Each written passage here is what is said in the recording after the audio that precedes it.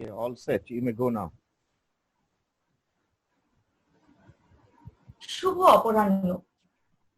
আপনাদের সবাইকে রীতি আলোচনা চক্রে স্বাগত জানাই। আমাদের আজকের আলোচনার বিষয় করোনার দাপটে মহানগরের দ্বৈত সত্তা। মূল বিষয় যাওয়ার আগে একটু ভাবা যাক যে আজকের বিষয়বস্তু নগর অর্থনীতি বা আরবান ইকোনমি কেন।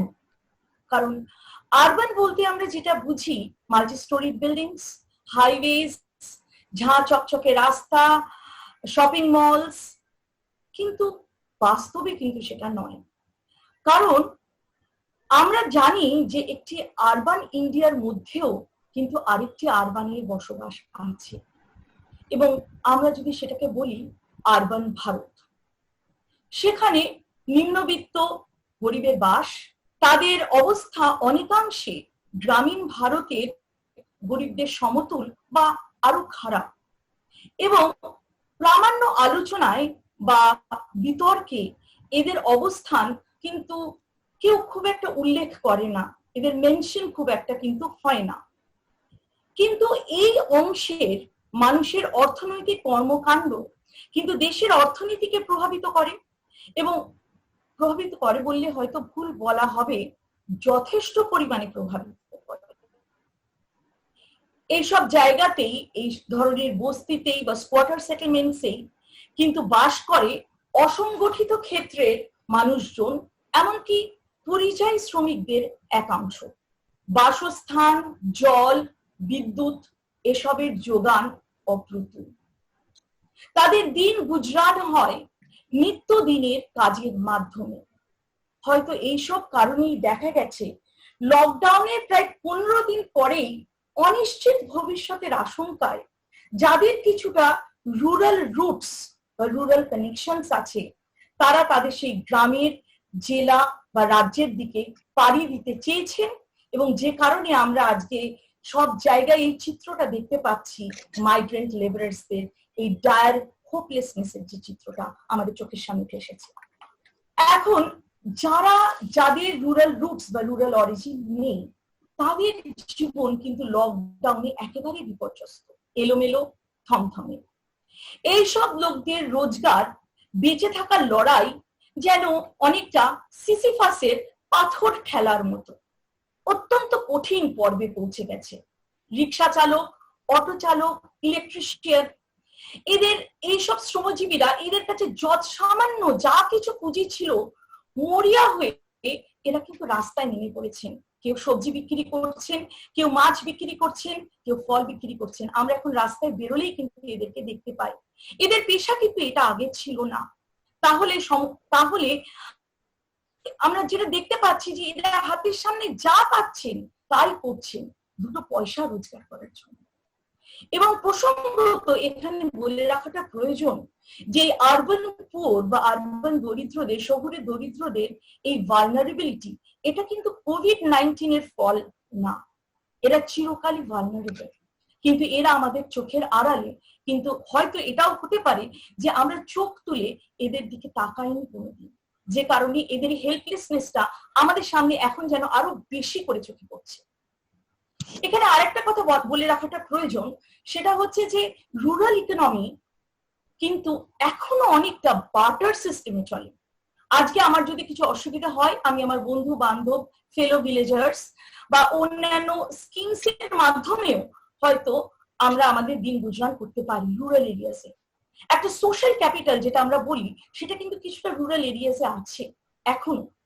কিন্তু আরবান পুয়ারদের ক্ষেত্রে আমরা যেটা দেখতে পাচ্ছি, এই ধরনের সোশ্যাল ক্যাপিটাল তো নেই, উপরন্তু যতটুকু তাদের কোপিং মেকানিজমস ছিল সেটা যেন এই লকডাউনে একেবারে চুরমার হয়ে গেছে।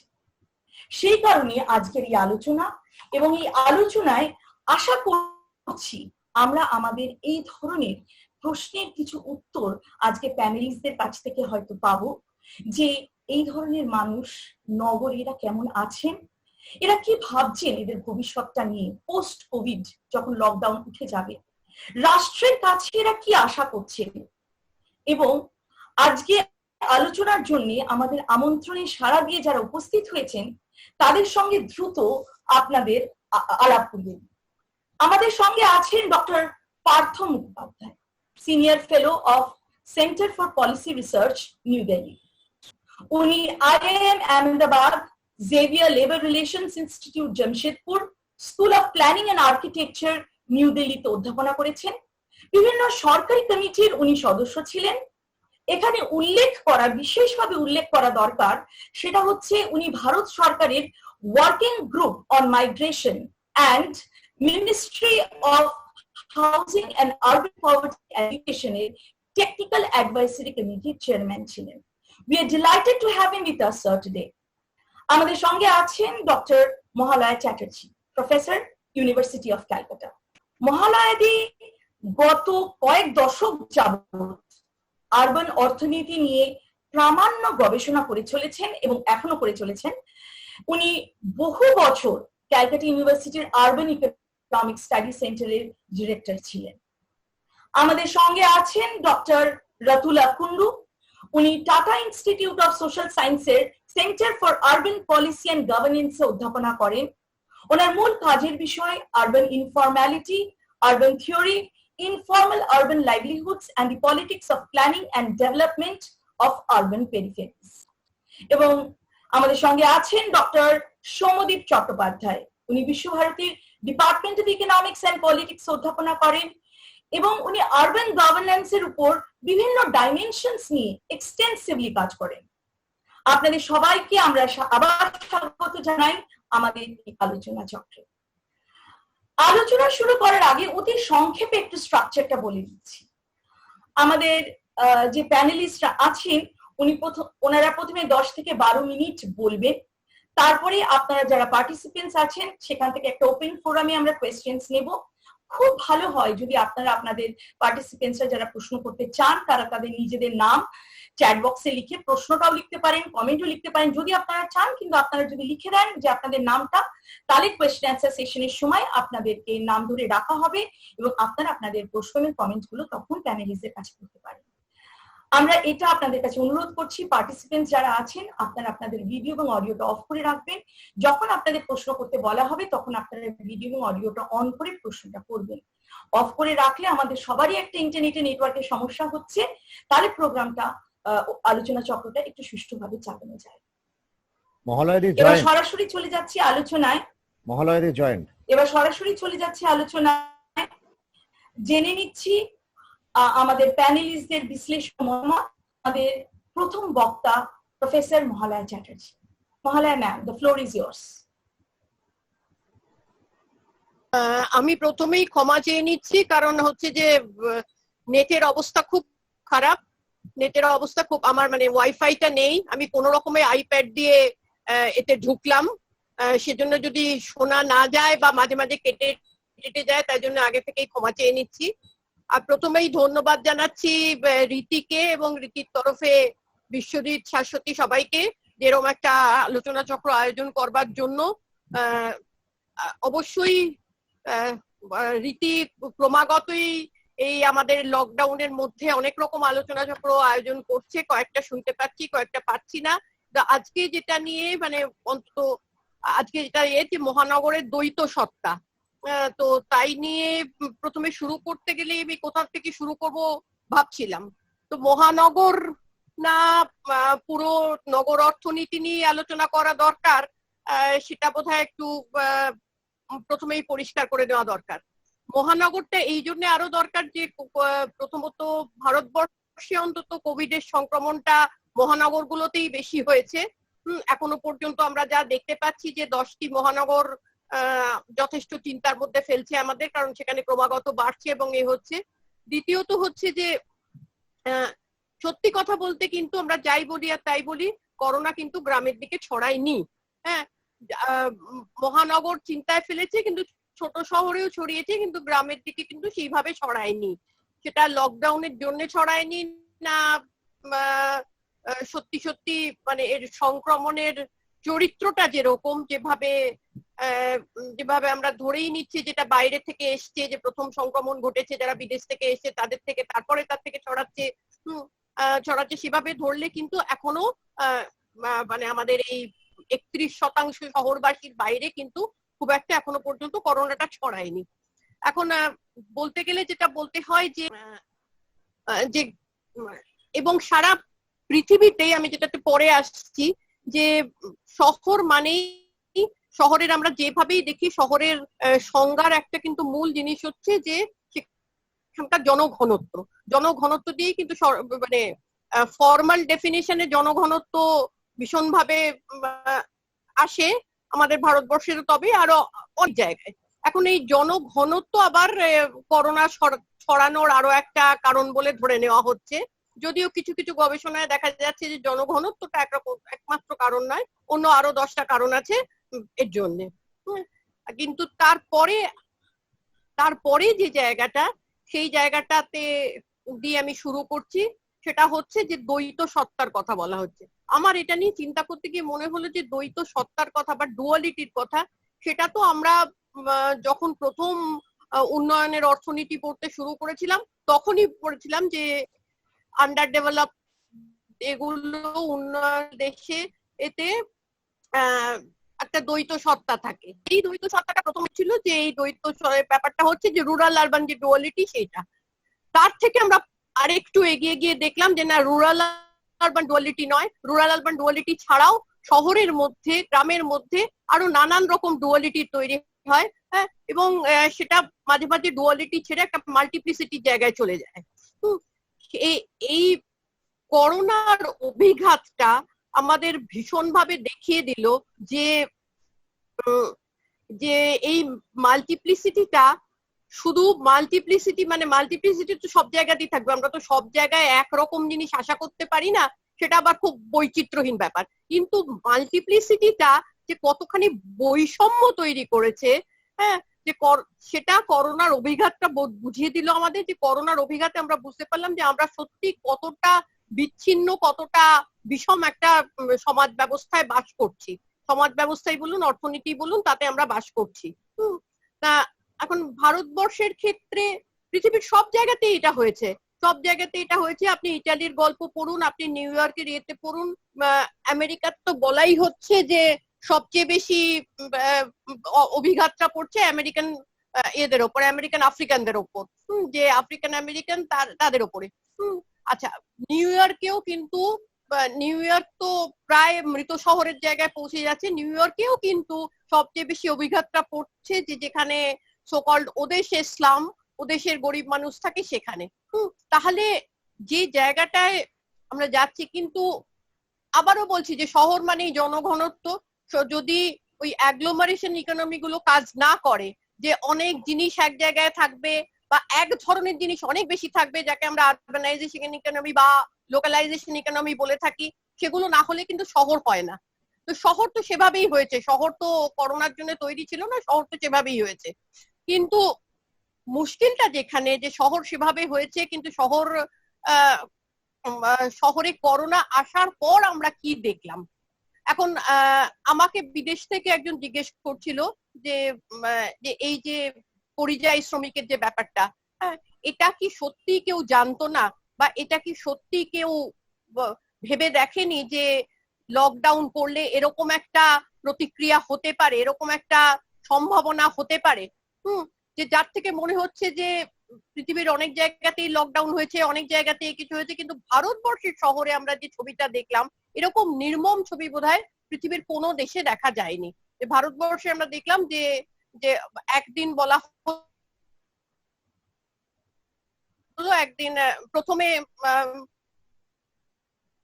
যেটা করা হলো, ভারতবর্ষের প্রথম কিন্তু এসে পড়লো যে শিক্ষালয়গুলোর ওপর, শিক্ষাগুলোর একদম প্রথম মার্চে প্রথমেই বন্ধ দেওয়া হলো স্কুল, কলেজ,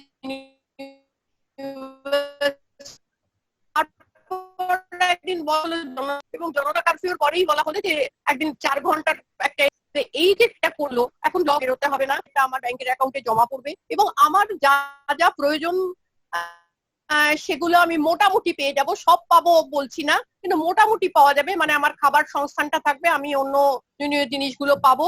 এইগুলো যদি আমি মেনে নিই, তাহলে আমার পক্ষে আমি যে স্যালারিড ইন্ডিভিজুয়াল, আমার মাসের মাইনে আমার ব্যাংকের অ্যাকাউন্টে পৌঁছবে, আমার কোনো অসুবিধে নেই। কিন্তু অসুবিধাটা কাদের হলো? অসুবিধাটা কাদের হলো? অসুবিধাটা হলো যে যাদের এরকম কোনো সুবিধে নেই। আমি তো ঘরেতে বসেও আমার ছাত্রদের সঙ্গে যোগাযোগ রাখছি, আমি ক্লাস নিচ্ছি, আমি আরো 4টে জিনিস চিন্তা করছি, আমি মিটিং করছি, আমি সবই করছি। কিন্তু যাদের কাজের জায়গায় না পৌঁছলে তারা কাজ করতে পারবে না, তারা দৈনিক আয়ের এও হতে পারে, নাও হতে পারে, তারাও হয়তো মাস মাইনে পায়। আমার বাড়িতে যে মাসি কাজ করতে আসেন তার দৈনিক আয় নয়, তার মাসিক আয়। হ্যাঁ, কিন্তু তিনি না এলে তো তার কাজটা করতে পারবেন না। তিনি তো আর যাই করুন, ওয়ার্ক ফ্রম হোম করে আমার রান্নাটা করে দিতে পারবেন না, কারণ রান্না তো পৌঁছেতে আসতে হবে, বা আমার অন্য কাজ যিনি করেন, ঘর পরিষ্কার যিনি করেন বা করেন, তাকে আসতে হবে। তো এদের সমস্ত কাজ কিন্তু আটকে গেল, সমস্ত কাজ আটকে গেল, কাজের জায়গায় যেতে পারলো না। কারুর মাসের শেষে আমি বলবো যে এখন যা রকম সকম দেখছি, আবারও সেই ডুয়ালিটির ব্যাপার। আমি ভাবছি যে আমি তো কাজ করছি, অতএব যে কাজ করতে আসছে না তাকে আমি কেন পয়সা দেবো। সেই থেকে হয়তো তিনি মাইনে পাবেন বা পাবেন না। কিন্তু যাদের সত্যি রাস্তায় না বেরোলে দৈনিক পয়সার সংস্থানটা হয় না, তিনি ওই দৈনিক হয় তিনি কোথাও কাজ করছেন, তার বদলে তিনি পয়সা পাচ্ছেন, নয়তো তিনি ছোটখাটো হকারের কাজ, এর কাজ, এই ধরনের কিছু করছেন, মানে যেটা রোজগার বিক্রির উপর নির্ভরশীল। এরা কিন্তু ভীষণ বিপদে পড়ে গেলেন, ভয়ানক বিপদে পড়ে গেলেন। সেই ইলেকট্রিকের মিস্ত্রি বলুন, জলের মিস্ত্রি বলুন, রাস্তার বলুন। এখন আমি লকডাউন, আমার মনে হলো যে রাস্তায় বাকি জীবনলা আছে, তখন আমি ব্যাপারটা বুঝতে পারিনি। তারপর বুঝতে পারলাম যে যারা অন্য অনেক কিছু করেন, তাদের আর কিছু করার নেই বলে তারা কোথাও থেকে কিছু সবজি জোগাড় করে, একটা ডেসপারেট অ্যাটেম্প্ট, একটা প্রাণপণ চেষ্টা যে কি করে কিছু অন্তত রোজগার করা যায়, কিছু অন্তত রোজগার করা যায়। তো লকডাউন তাদের এই বিপদটায় ফেলে দিল। আমি আমার কার্যসূত্রে বস্তি উন্নয়ন সমিতির সঙ্গে মাঝে মাঝে যোগাযোগ রাখি, তো তাদেরকে জিজ্ঞেস করলাম যে তাদের এরা কেমন আছে, কি অবস্থায় আছে, কিতে আছে। তখন তারা বলল যে দেখুন, মুশকিলটা হচ্ছে যে এরা তো সবাই খেটে খেত। এখন বলা হলো যে এই সমস্ত লোকেদের, এই সমস্ত মানুষদের, এই সমস্ত দিন আনি দিন খাই মানুষদের রেশনের ব্যবস্থাটা করে দেওয়া হবে। তাদের যদি ঠিক মতন রেশন কার্ড নাও থাকে তাহলেও তাদের ফুড কুপন দিয়ে তাদের দেওয়া হবে। তার মানে কি দাঁড়ালো, যে লোকটা খেতে খেত, যে লোকটা নিজের রোজগারের উপর ভরসা করে খেত, সে কম হতে পারে, বেশি হতে পারে, কিন্তু সে তার উপরে ভরসা করে, মানে সে তাতে করতো। কিন্তু তাতে কি দাঁড়ালো যে সে করতে পারলো না। মানে তাকে আমি বানিয়ে দিলাম যে তাকে আমি একজন মানে সেই প্রার্থী বানিয়ে দিলাম, যে তাকে এখন অপেক্ষা করতে হবে যে কোনো একটা সূত্র থেকে সে খাবার পাবে, সে অন্য কিছু সাহায্য পাবে, তবে সেই মানে আমরা এরকম নির্মম ছবি দেখলাম, যে ছবিগুলো তো এক একটা ছবি আসছে আর আমাদের এক একটা ভাবে ঘা দিচ্ছে। কখনো দেখলাম যে লোকে যা আছে, সে বাসে উঠতে পারলো না, তার জন্য অন্য কোনো ব্যবস্থা হলো না, অতএব সে তার যা আছে লোটা কম্বল সম্বল করে সে হাঁটছে, সে তার পরিবার নিয়ে কোলে কাঁখে বাচ্চা টাচ্চা নিয়ে তারা হাঁটছে।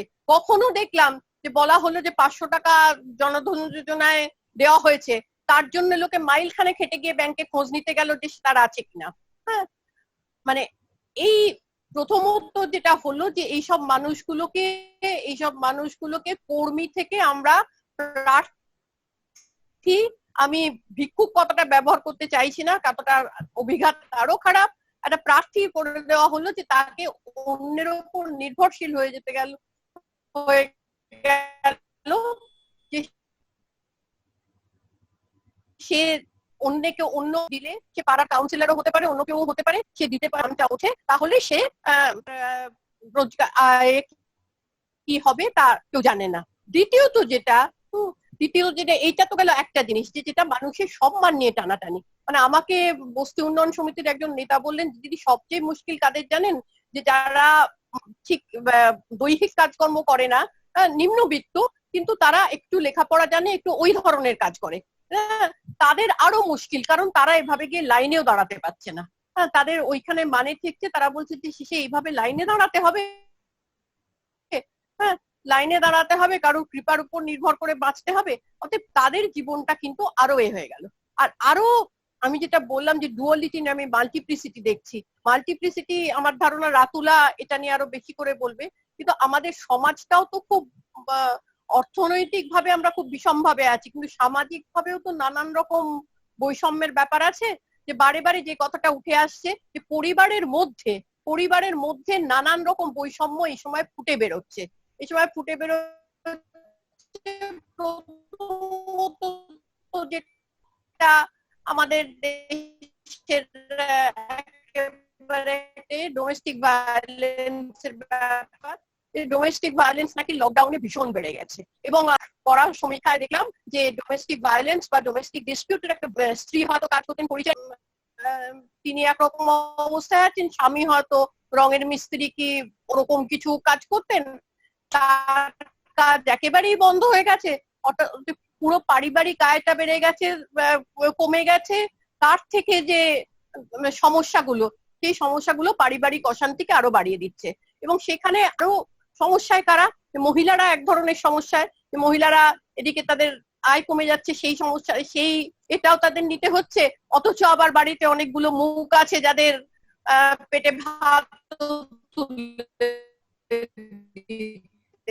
হচ্ছে।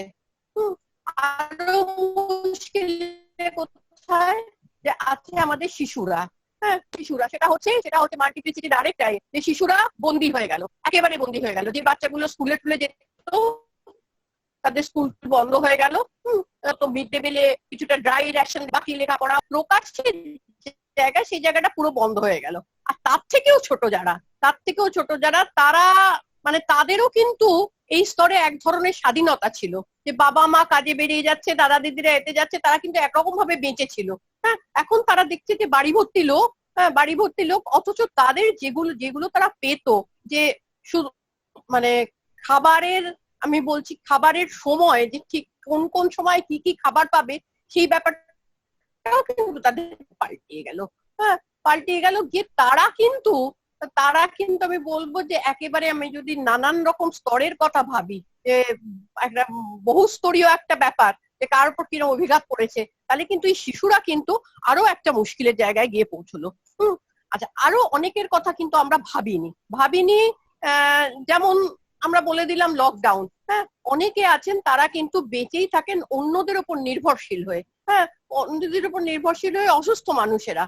অসুস্থ মানুষেরা এখন আমাদের পারিবারিক স্ট্রাকচার গুলো যেমন হয়ে গেছে, যে পরিবারের মধ্যে থেকে হয়তো ঠিক সেরকম সেবা করার বা করার লোক পাওয়া যায় না, তাদের ওই দৈনিক সেবক সেবিকার উপরেই নির্ভর করে থাকতে হয়। এরাও কিন্তু আটকে গেলেন, এরাও কিন্তু খুব বিপদে পড়ে গেলেন, কারণ এরা আসতে পারছে না। কেউ তাদের সঙ্গে করলেন যে ঠিক আছে তোমরা কদিন থেকে যাও, কিন্তু কদিন থেকে যাও সবারই মনে হচ্ছে যে বাড়িতে যাই, করি। এই মানুষগুলো কিন্তু ভীষণ ভাবে বিপদে পড়ে গেলেন। এরা হয়তো অর্থনৈতিক ভাবে দুর্বল নয়, কিন্তু এরা যে করলেন সেটা হচ্ছে মুশকিলের কাছ থেকে একেবারে শয্যাশায়ী মানুষ, হুইল চেয়ারে যারা আছে সেই মানুষেরা, অন্যরকম ভাবে যারা প্রতিবন্ধী মানুষ, অন্যের ওপর নির্ভরশীল, এরাও কিন্তু ভীষণ ভাবে বিপদে পড়লেন। এইবার আমি আসি যে কিছু মানে এর তথ্যের ব্যাপারে। কিছু এই করোনার আবহাওয়া কিছু গবেষণা হচ্ছে। খুব একটা গবেষণাতে আমি পেলাম যে ভারতবর্ষের ক্ষেত্রে সেই বড় শহরগুলো তো একভাবে এফেক্টেড হয়েছে, কিন্তু তার থেকেও বেশি এফেক্টেড হয়েছে বড় শহরের কাছাকাছি যে ছোট শহরগুলো, মানে মহানগরের মধ্যে যে ছোট শহরগুলো। এখন কেন একটা কারণ হচ্ছে যে এই ছোট শহরগুলোতে অপেক্ষাকৃত ভাবে যে অর্থনৈতিক ভাবে দুর্বল লোক থাকেন তা নয়, এদের পরিকাঠামো গুলো কিন্তু বড় শহরের তুলনায় যথেষ্ট দুর্বল। বড় শহরে নানান রকম পরিকাঠামো আছে, অবভিয়াসলি যেখানে আমরা এখন যাকে গেটেড কমিউনিটি বলছি, বড় বড় হাই রাইজ বিল্ডিং, সেখানে এক ধরনের সেখানে এক ধরনের ব্যবস্থা আছে, সেখানে হয়তো মানুষ একরকম ভাবে থাকতেন। বস্তিতে, নিম্ন আয়ের এতে আরেক রকম আছে। ছোট শহরগুলোর কিন্তু সেই পরিকাঠামোটাই নেই। যেটা আইসোলেটেড ছোট শহর, সেখানে আমি বললাম যে সেখানে এখনো পর্যন্ত করোনা সেইভাবে হানা দিতে পারেনি, সেটা আইসোলেশনের জন্য হোক লকডাউনের জন্য হোক হানা দিতে পারেনি। কিন্তু বড় শহরের আশেপাশে যে ছোট শহরগুলো সেইখানে কিন্তু করোনার হানাটা আছে, কিন্তু লড়াই করবার জন্য পরিকাঠামোটা নেই। এই কদিন আগেই সংবাদে প্রকাশ পেয়েছে যে কলকাতার থেকেও দ্রুত গতিতে করোনা ছড়াচ্ছে কলকাতার ঠিক গায়ে লাগা রাজপুর সোনাপুরের পৌরসভাতে। তাহলে এই শহরগুলোর কিন্তু সেই পরিকাঠামোটাও নেই। বড় শহরের তবু যেটুকু দিয়ে লড়াই করার সামর্থ্য আছে, ছোট শহরের কিন্তু তাও নেই। হ্যাঁ, এবারে মানে পুরো ব্যাপারটা যে জায়গাটাতে আমরা বলতে পারি যে সব জায়গা থেকে একটা ছবি কিন্তু ফুটে উঠছে যে অর্থনৈতিক বৈষম্য, সামাজিক বৈষম্য, এইটা কিন্তু করোনার অভিঘাতে আরো ভীষণ ভাবে আমাদের চোখের সামনে প্রকাশিত হলো। এখন করোনা এমন কিছু নয় যে সে সব এই বৈষম্যগুলোকে ঘুচিয়ে দেবে। হ্যাঁ, সেটার জন্য আরো অনেক জিনিস দরকার, অর্থনীতির আরো অনেক ফোর্স একসঙ্গে কাজ করলে তবেই একমাত্র এটা হতে পারে। কিন্তু যেটুকু আমরা ভাবতে পারি যে যেটুকু মানুষের পক্ষে করা সম্ভব, হ্যাঁ, সেই পরিকাঠামোটুকু তৈরি করে হয়তো এই দ্বৈত সত্তাকে বা এই বহুস্তরীয় সত্তাকে কিছু ভাবে ঠেকানো যেত, যেটা কিন্তু আমরা সত্যি কথা বলতে ঠেকাতে পারিনি। আমি আপাতত এই বলে থামছি, আবার পরে বলা যাবে। Thank you মহালয়াদি। মহালয়াদি আমাদের সামনে একটা টোটাল ওভারভিউ কিন্তু তুলে ধরলেন যে কোন কোন স্তরে কোন কোন ধরনের মানুষকে এই লকডাউন বা কোভিড-19 এর ফলে এই যে কন্টেইনমেন্ট এফর্ট এটা কিভাবে হ্যাম্পার করেছে। এবং আরো আরেকটা কথা এখানে উনি আমাদেরকে মনে করিয়ে দিয়েছেন যে বিভিন্ন ধরনের গভর্নমেন্ট স্কিমস যেটা লকডাউনের পরে সরকার চালু করেছিলেন, যেরকম রেশনের ব্যবস্থা, এইসব কিছু আরবান পোররা হয়তো তার অ্যাডভান্টেজ নিতে পেরেছে। কিন্তু প্রসঙ্গত এই ক্ষেত্রে আমি বলতে পারি কিছু রিসার্চের কথা, যেরকম আজিম প্রেমজি ইউনিভার্সিটি একটা রিসার্চ করে দেখিয়েছেন যে অন্তত 60% মহিলারা যাদেরকে ওরা সার্ভে করেছিল তাদের কিন্তু জনধন অ্যাকাউন্টস ছিল না, তাহলে 500 টাকা কিন্তু তাদের অ্যাকাউন্টে ঢুকেনি। তাহলে এবার বুঝতেই পাচ্ছেন যে ডিসপ্যারিটিস, যেটা মহালয়াদি বলছিলেন, বৈষম্য যেটা বেড়েছে সেটা আরো কতটা পরিমাণে বেড়েছে, যাদের কাছে পাওয়ার কথা তারা পাননি। এবং আরো আরেকটা কথা উনি মেনশন করেছেন রিপিটেডলি, সেটা হচ্ছে জেন্ডার বেসড ভায়োলেন্স বা ডোমেস্টিক ভায়োলেন্স আমরা যেটা করি, সেটা পৃথিবীর প্রায় সব দেশেই কিন্তু প্রচন্ড পরিমাণে বেড়েছে এবং ইন্ডিয়াতে তো বটেই। এবং এইসব সোশ্যাল সেগমেন্টেশন নিয়ে হয়তো আমাদের যে পরের যে প্যানেলিস্ট ডক্টর রাতুলা কুন্ডু আরো ভালো করে বলতে পারবে। Doctor Ratula Kundu. Ratula? Okay. Am I audible? Yeah, you're audible. You can switch on your video. Okay, just a minute. Yeah. Thank you to the organizers. I'm going to speak primarily in English because that is what I'm comfortable in, and I will try and mix it up with Bengali whenever I can. Okay. So I'm going to make 3 broad points drawing from the introduction that you've already made, Saraswati, and also the points laid out by Mohalayadi. The first point is that, our cities are divided, unequal, and extremely unevenly developed. And that the pandemic has actually revealed these fault lines to us. So that's the first point, that it's just an existing situation and it has been revealed to us because this kind of unique situation that we find ourselves in. And the second point that I'd like to make is that this pandemic, the COVID-19 pandemic, has reinforced some of these social spatial divisions and inequalities that we see in cities, which means that the inequalities that were existing have been made far more acute in these current times, okay? Given the kind of policy responses that we are seeing. And that's primarily to do with the lockdown measures, okay? The third point that I'd like to make is that we see 2 simultaneous social spatial processes at play. The first one is one where we find there is this process of distancing, gating, increased surveillance, and the complete abandonment and exclusion of the poor of those who do not belong to the cities, of those bodies that we feel as if they are carriers of disease, and therefore they should, we should remove ourselves from them, or they should be removed from the body of the city. This is also that there are new coalitions, alliances, inclusions, as well as outreaches and support mechanisms that are coming up from very unlikely sources, but also stemming from grassroots organizations, civil society organizations that may have been there in some kind of a fledgling form. Okay, so both of this is happening together. You have the extreme form of distancing, exclusion, surveillance that's happening, but at the same time, you also have some measures of inclusion and alliance building also happening at this point of time, and across different classes, across different sections of society. Okay, so just going back into why we are sort of here and why we're discussing this, and to just give you a little bit of context, I think both you and Mahalaya, they pointed it out already, that COVID-19 impact, by and large, what we are seeing is that, its impact is largely in the metropolitan areas. And this is not just in cities of the global south, but it's also in areas in the so-called global, right? And all these cities, what characterizes them is, of course, the extremely high population densities, the complex economies, which include particularly in cities of the global south, say for Latin America, or Indian cities, for instance, or South Asian cities, where we find that there are small-scale manufacturing and service sector, right? So we also have in our cities both the formal and the informal sectors.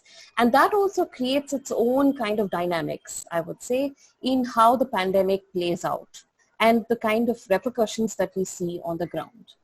There is also a very high percentage of population, ranging from about 40% to 60%, that lives in informal settlements or slums without adequate housing, water, and sanitation in our cities. So for instance, Bombay, it's around 60%. In Calcutta, it would be around 40 to 50%. And these are populations that are extremely vulnerable because they do not have adequate housing, water, or sanitation, which makes it almost impossible to deal with some of the kinds of mechanisms that you require to deal with a pandemic of this nature, which is highly contagious. Okay, so historically, what this means is that contagious diseases and pandemics, for instance, the bubonic plague, the Spanish flu, what they've done is they've also shaped the way our cities are built, planned, lived, and experienced.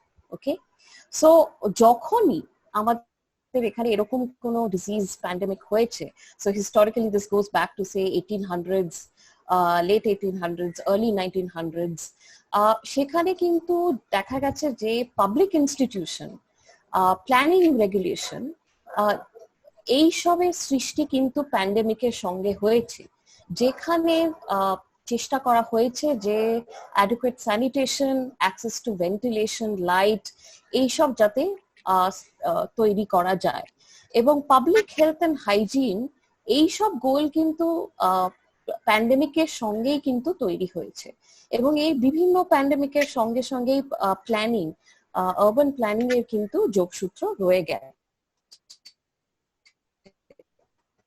কিন্তু আমরা দেখবো যে তখনও historically colonial রুলার্সদের সময়ও কিন্তু পপুলেশনসদেরকে দেখা হয়েছে যে যেহেতু colonial extraction, accumulation of the colonial সবাই যে extraction of the wealth, সেইটা যেহেতু কমার্সটা যেহেতু চালানোর জন্য পপুলেশনকে সুস্থ রাখতে হবে, এই কারণে কিন্তু কিছু এইসব ফর্মুলেশনস গুলো করা হয়েছে, কিছু রেগুলেশনস গুলো করা হয়েছে, কিছু চেষ্টা হয়েছে বিভিন্ন ভাবে, যেমন কি Bombay improvement trust, Kolkata improvement trust, যাতে হাউজিং, পাবলিক হাউজিং তৈরি করা যেতে পারে।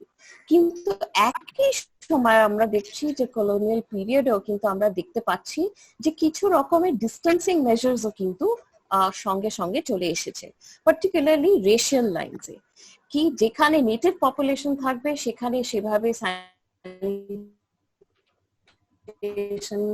আমরা যেখানে কলোনিয়াল পপুলেশন বা অ্যাডমিনিস্ট্রেটিভ পপুলেশন বা এলিটরা যেখানে থাকে সেখানে কিন্তু একটা ডিফারেন্ট ফর্ম অফ ড্রেনেজ, সুয়েটেজ এইসবের পরিচালনা কিন্তু করা হয়েছে। এইখান থেকে আমাদের একটা প্রশ্ন ডেফিনেটলি উঠছে যে what is the public and who defines the public, right? কারণ আমরা বলছি public health, public housing, public purpose, public place. What is health and who defines what the health standards are? And এইগুলো তখনও যেমন important ছিল আজকের দিনও এই প্যান্ডেমিকের সময় কিন্তু এই প্রশ্নগুলো এখনো কিন্তু ইকুয়ালি ইম্পর্টেন্ট। Thirdly, আমরা particularly after 70s and 80s, ইন্ডিয়াতে আমরা দেখছি যে cities have been made not for people but for profit, যেখানে accumulation of wealth কিন্তু primarily the most important point behind how cities are being shaped. সেখানে increasingly privatization of public services হচ্ছে, whether it is health, whether it is transport, whether it is water, whether it is housing.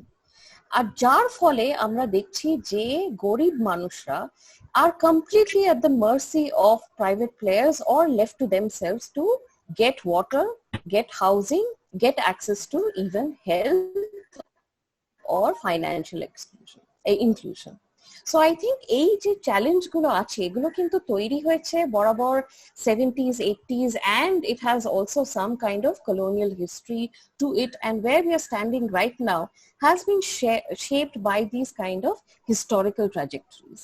Okay, so আমার যে প্রথম পয়েন্টটা আমি বলেছিলাম যে inequalities গুলো প্যান্ডেমিক কিন্তু রিভিল করছে, তিন ভাবে সেটা রিভিল করা হচ্ছে।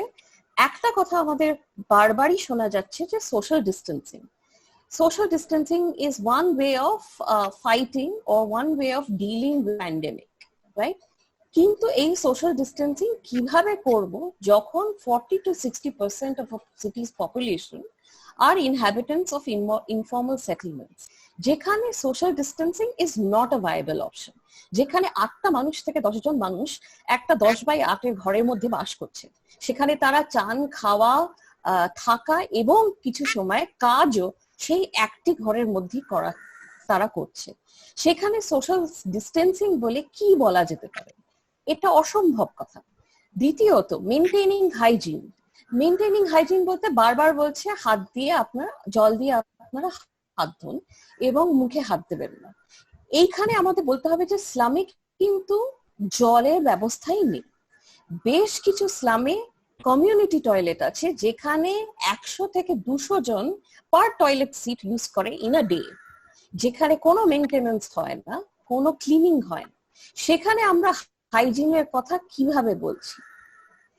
তৃতীয়ত, ওয়ার্ক ফ্রম হোম। আমরা শুনতে পাচ্ছি যে আমরা এটা করলে আমরা একটা সেমব্লেন্স অফ নর্মালিটি আমরা মেনটেন করতে পারবো, এর মধ্যেও আমরা ইকোনমিটা চালিয়ে যেতে পারবো if we can continue to work from home. এটার মধ্যে আমরা দেখতে পাচ্ছি যে ওয়ার্ক ফ্রম হোম মানে বলতে কি, কার ঘর আছে, হাউজিং সিচুয়েশনটা কিরকম। আমাদের শহরে কিন্তু অনেক গরিব মানুষ আছে যাদের কোনো ঘর বলতে নেই কিছু, তারা বেঘর, তারা হোমলেস। এরকম অনেক মানুষ আছে যারা মাইগ্রেন্ট ওয়ার্কার্স, যারা এরকম যাদের যেখানে শোয়ে তারা সেখানেই কাজ করে, বা যেখানে কাজ করে সেখানেই তারা থাকে। সেই মাইগ্রেন্ট ওয়ার্কার্সদের জন্য সেখানে ওয়ার্ক ফ্রম হোম বলতে কি বোঝাচ্ছে? তাদের তো হোমই নয় শহরে।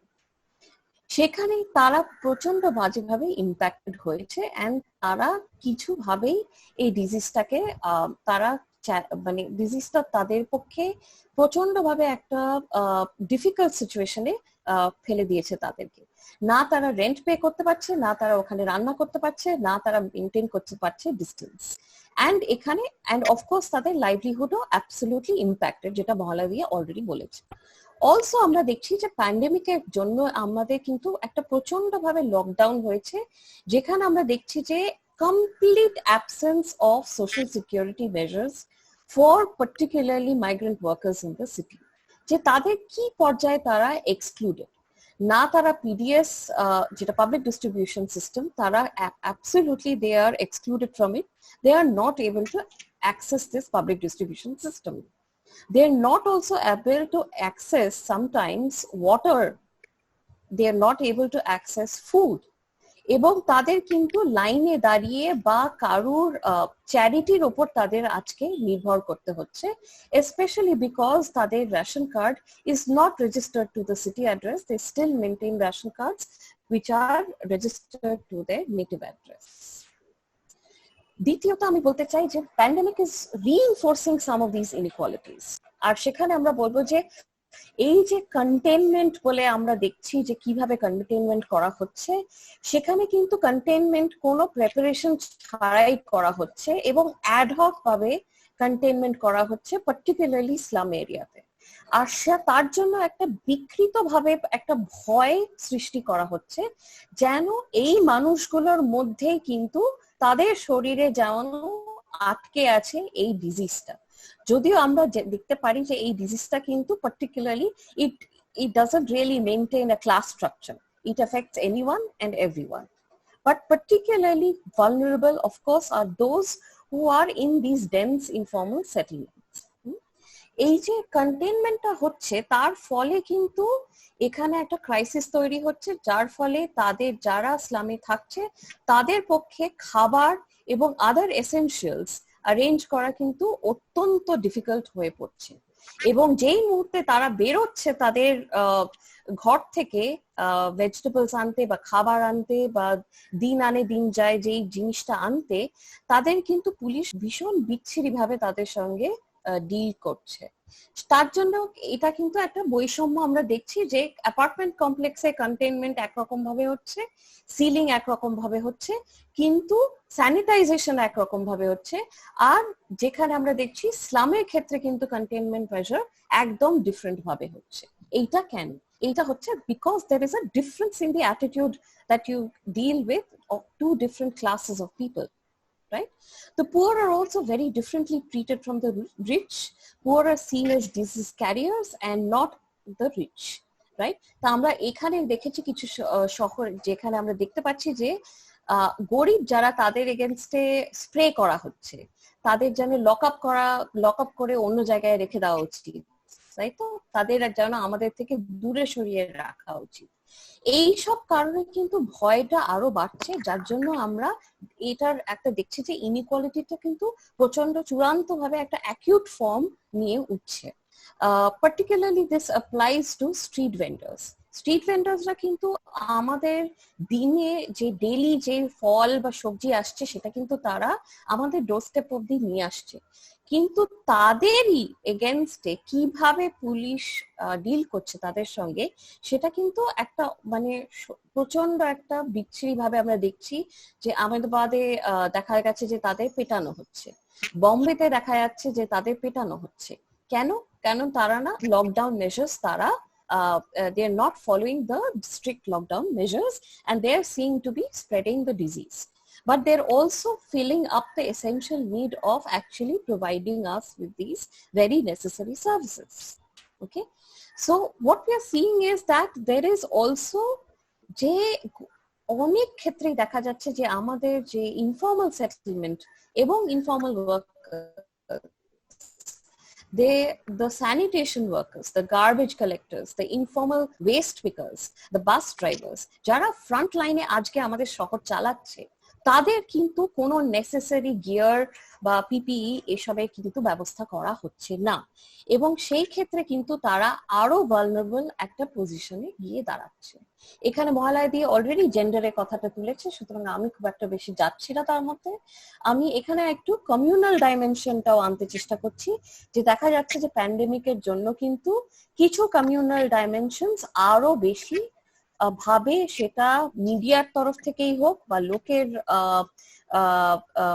কথার মধ্যে রিউমার্স এর মধ্যে কিন্তু কমিউনাল ডাইমেনশনটা আরো বেশি তীব্রভাবে আমরা এক্সপিরিয়েন্স করছি। Third point and final point যেটা আমি বলবো, যে এখানে আমরা দেখছি যে ইনক্লুশন অ্যান্ড এক্সক্লুশন, যেমনি ভাবে প্যান্ডেমিকটা আমাদের মধ্যে এই অ্যাকিউট ইনইকুয়ালিটিটা দেখাচ্ছে এবং এই ডিস্টেন্সিং, এই যে একটা মানে আমাদের এদের থেকে দূরে সরে রাখা উচিত, আমাদেরকে ডোমেস্টিক ওয়ার্কারদের ভিতরে ঘরের ভিতর নেই, আসবে কি আসবে না সেই নিয়ে একটা বিশাল বিবেচনা হচ্ছে, কাদের ঢুকানো উচিত কাদের ঢুকানো উচিত না, তাদের কি কি সিমটম হবে কি না, আরোগ্য সেতু অ্যাপ তাদের ইউজ করা হবে কিনা, এইসব ভাবে যেইভাবে সার্ভেলেন্স করা হচ্ছে, এইটাতে যেমন এক্সক্লুশন প্রডিউসড হচ্ছে, আমরা কিন্তু খুব সুন্দরভাবে আবার আরেকটা দিক আমরা দেখতে পাচ্ছি সোসাইটি, যেখানে অনেকভাবে ইনক্লুশন বা আউটরিচও আমরা দেখতে পাচ্ছি। এখানে আমি দেখবো যে বম্বের ক্ষেত্রে আমরা দেখতে পাচ্ছি যে যারা লকডাউনের সময় লাইভলিহুড হারিয়েছে, যেমন ধরুন অটোওয়ালা, যেমন ধরুন ভেজিটেবল ভেন্ডার, কিছু ক্ষেত্রে ডোমেস্টিক ওয়ার্কার, তারা কিন্তু এগিয়ে এসছে কমিউনিটি কিচেন খুলতে স্লামের মধ্যে, কারণ তারা দেখছে যে তাদের চেয়েও অসুবিধায় অনেক মানুষে আছে যারা কিনা ডেইলি ওয়েজ ওয়ার্কার্স বা মাইগ্রেন্ট ওয়ার্কার্স, এবং তারা সেখানে সেই ব্রিজগুলো সৃষ্টি করছে। তারা সেখানে কোনো মতে গ্রসারি স্টোর থেকে রেশন তুলে তাদের জন্য খাবার তৈরি করে, তাদের যাতে হাঙ্গারটা মানে খাদ্যের অভাবে যাতে লোকে না মারা যায় সেইভাবে কিন্তু তৈরি করা হচ্ছে।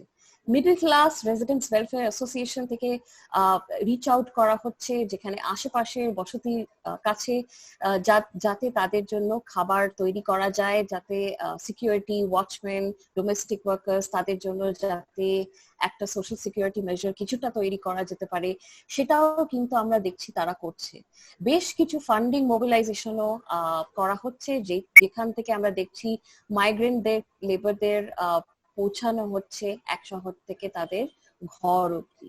সুতরাং সেখানে আমরা দেখতে পাচ্ছি যে যেখানে একদম একটা প্যান্ডেমিকের জন্য একটা আপহিভাল তৈরি হয়েছে সোসাইটির মধ্যে, সেখানে কোথায় যেন একটা মানুষ একটা কনসিয়েন্সে যেন প্রিক করা হয়েছে, কারণ এই চিরাচরিত ভাবে যেটা চলে এসেছে সেটা যেন আমাদেরকে একটা বিশাল একটা প্রশ্নের মধ্যে দাঁড় করিয়ে রেখেছে যে এই সিচুয়েশনের পরে what is the kind of city বা শহর আমরা দেখতে চাই নিজেদের জন্য। Going into the future, is this the city where we want for ourselves, where these divisions will only grow, or are we going to move towards a city where inclusion becomes the norm and not the exception? এই বলে আমি এখানে end করব। Thank you. Thank you Ratula. আমার খুব ভালো লাগলো যে you ended in a very positive note, a note which is trying to tell us যে এখনো হয়তো কিছু আশা কোথাও বেঁচে আছে। এই যে তুমি যে বললে যে স্লামসে, মুম্বাই স্লামসে যে এখনো যারা অলরেডি নিজেদের কাজ নেই তবু তারা কিছু করার চেষ্টা করছে কমিউনিটি কিচেনের মাধ্যমে। আমারও হয়তো এটা মনে হচ্ছে যে আমাদের ভবিষ্যৎটা অনেকটাই কিছু হয়তো কমিউনিটি কিচেন, কোঅপারেটিভ ফার্মিং এইসবের দিকেই হয়তো আমাদের ভবিষ্যৎটা আমাদের টেনে নিয়ে যাচ্ছে। আমরা এরপরে শুনবো ডক্টর সৌম্যদীপ চট্টোপাধ্যায়। সৌম্যদীপ আমাদের নেক্সট প্যানেলিস্ট। আমি কি শুনতে পাওয়া যাচ্ছে আমাকে? হ্যাঁ হ্যাঁ, তুমি please switch on your video. Switch on করলে আমার আসলে কানেক্টিভিটি প্রচন্ড খারাপ আজকে সামহাউ। তো আমি স্ক্রিনটা শেয়ার করার চেষ্টা করছি।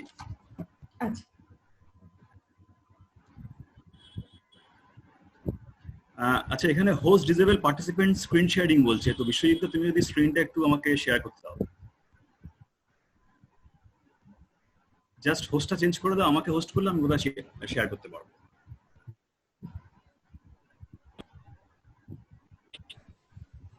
জাস্ট একটু সমাদীপ। হ্যাঁ, আমি একটু ঠিক আছে একটু চেঞ্জ, আমাকে হোস্ট করলে আমি চেঞ্জ করতে পারবো।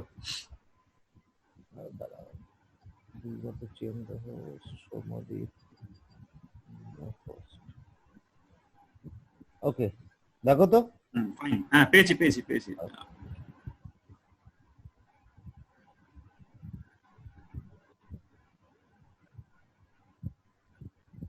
হ্যাঁ, দেখা যাচ্ছে।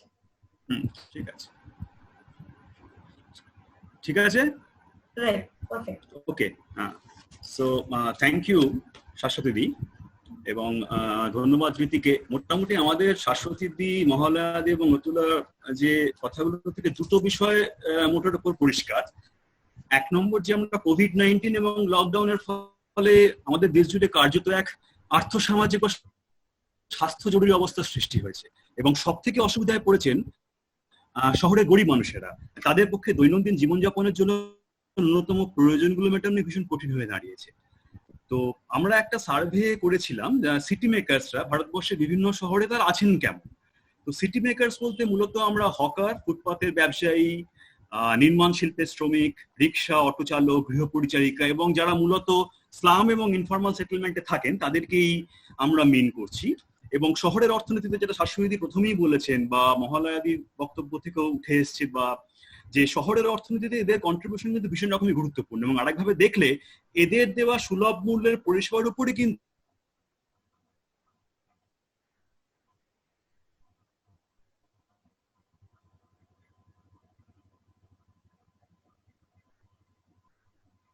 কেমন তাহলে এরকম বর্তমানে কিছু একাডেমি, বিশেষ করে পরিযায়ী শ্রমিকরা কিভাবে অনেক ধরনের রিপোর্টেড হয়েছে। তো সেই প্রেক্ষিতেই দিল্লির ইম্প্যাক্ট অ্যান্ড পলিসি রিসার্চ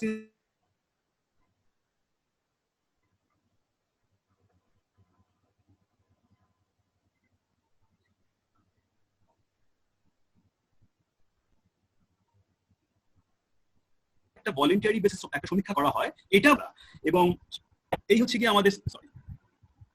কি আমাদের মোটামুটি সার্ভের যে বিষয়টা। এবং সেখানে আমরা মূলত যেটা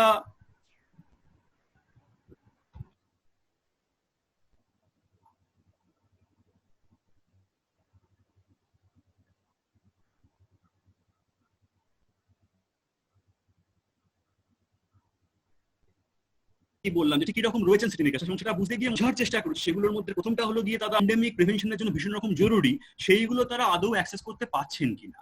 দ্বিতীয় যে প্রশ্নগুলো আমরা তাদের সামনে রেখেছিলাম সেগুলো হচ্ছে তাদের প্যান্ডেমিক সংক্রান্ত বা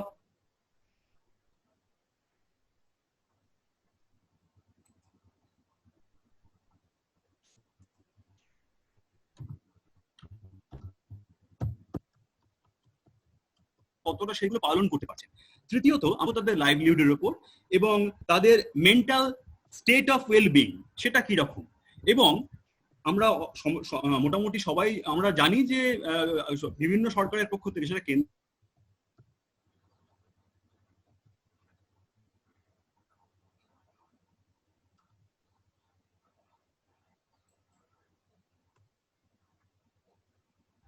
ঘোষণা করা হয়েছে। তাহলে এবং আমরা এখানে মূলত কিন্তু এফেক্টিভনেসটা দেখছি দুটো দিক থেকে। একটা হচ্ছে কি যারা সিটি মেকার্স তারা কতটা অ্যাওয়্যার এবং তারা আদৌ এই ধরনের যে গভর্নমেন্ট সাপোর্ট প্রোগ্রামগুলো রয়েছে সেগুলো তারা অ্যাক্সেস করতে পারছেন কি পারছেন না।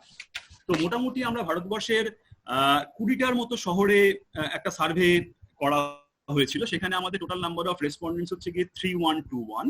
এখানে আমরা আমাদের সার্ভে সময়কাল হচ্ছে গিয়ে 7 থেকে 17 মে 2020, অর্থাৎ লকডাউন 3 এই সময়কালে। আর এবং এটা অবভিয়াসলি এটা telephonic survey, rapid assessment survey based on telephonic survey. কিন্তু যেটা হয় যে টেলিফোনিক সার্ভে কিছু অসুবিধা রয়েছে। যেমন ধরুন প্রথম অসুবিধাটাই হচ্ছে কি telephonic it's very difficult to make the survey representative. কারণ আমরা যেমন ধরুন সেখানে কিছু প্রবলেম রয়েছে, মোবাইল অ্যাক্সেসিবিলিটি প্রবলেম রয়েছে। আমরা যাদেরকে রিচ করতে চেয়েছি তারা হয়তো তাদের ফোন নাম্বার চেঞ্জ করে ফেলেছেন। তো এই সমস্ত প্রবলেমটা কিছুটা সলভ করবার জন্য আমরা মূলত অ্যাকশন এডের একটা সার্ভে গত বছরই হয়েছিল 2019-এ রাঁচি এবং দিল্লি এবং আরো কতগুলো শহরে। তাদের যে ডেটাবেস সেই ডেটাবেস থেকে ফোন নাম্বার নিয়ে আমরা তাদেরকে আবার কন্ট্যাক্ট করার চেষ্টা করি।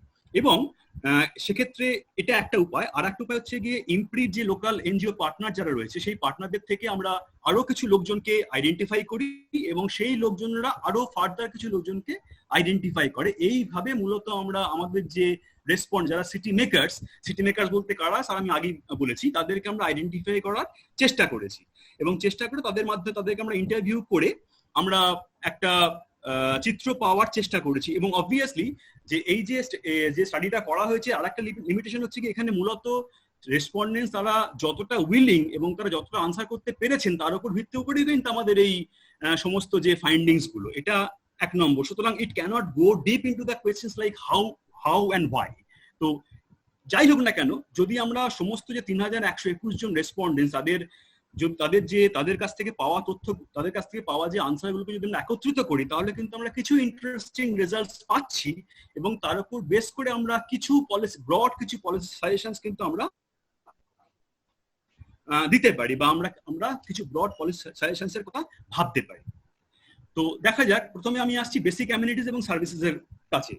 এখন আমরা সকলেই জানি যে ওয়ার্ল্ড হেলথ অর্গানাইজেশনের প্রতিষেধক ব্যবস্থা হিসেবে কিছু ব্যবস্থার কথা তারা বলেছেন, যেমন ধরুন বারবার সাবান দিয়ে হাত ধোয়া, ঘরে থাকা, এই সমস্ত ব্যাপার।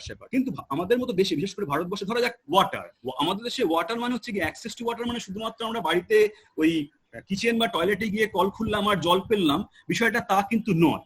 আমার ভারতবর্ষের অধিকাংশ মানুষ, আমরা যদি সেন্সাস 2011 ডেটা দেখি বা রিসেন্ট এনএসএস ডেটা দেখি, তাহলে দেখবো ভারতবর্ষের অধিকাংশ মানুষ, বিশেষ করে যারা আরবান পুর, তাদের কিন্তু ঘরের মধ্যে থেকে জল নেওয়ার কোনো সুবিধা বা বন্দোবস্ত নেই। এনএসএস 76 রাউন্ডের যে হাউজিং ডেটা, সেটা দেখাচ্ছে যে কেবলমাত্র 53% লোকজন যারা স্লাম এবং স্কোয়াটার সেটেলমেন্টস এ রয়েছেন, তারা খাবার আগে হাত ধোন, সাবান দিয়ে নয়, জাস্ট হাত ধোন আর কি। ঠিক আছে, তো মোটামুটি এরকমই কিছু একটা চিত্র আমরা আমাদের সার্ভে থেকে উঠে আসছে, যে আমরা যেটা দেখতে পাচ্ছি যে আমাদের অ্যামং আওয়ার সার্ভে রেসপন্ডেন্টস 48% মতো লোকজনের পাইপড ওয়াটার সাপ্লাইয়ের অ্যাক্সেস রয়েছে। তার মানে প্রায় 52% লোকজনের কিন্তু কোন রকম পাবলিক ওয়াটার সাপ্লাই, যেটা ঘরের মধ্যে রয়েছে, তার কোনো অ্যাক্সেস নেই। এবং এর সঙ্গে যদি আমি যুক্ত করি অনিয়মিত জল পাওয়ার সমস্যা, তাহলে কিন্তু বিষয়টা সত্যি যথেষ্ট সমস্যাদায়ক হয়ে দাঁড়ায়।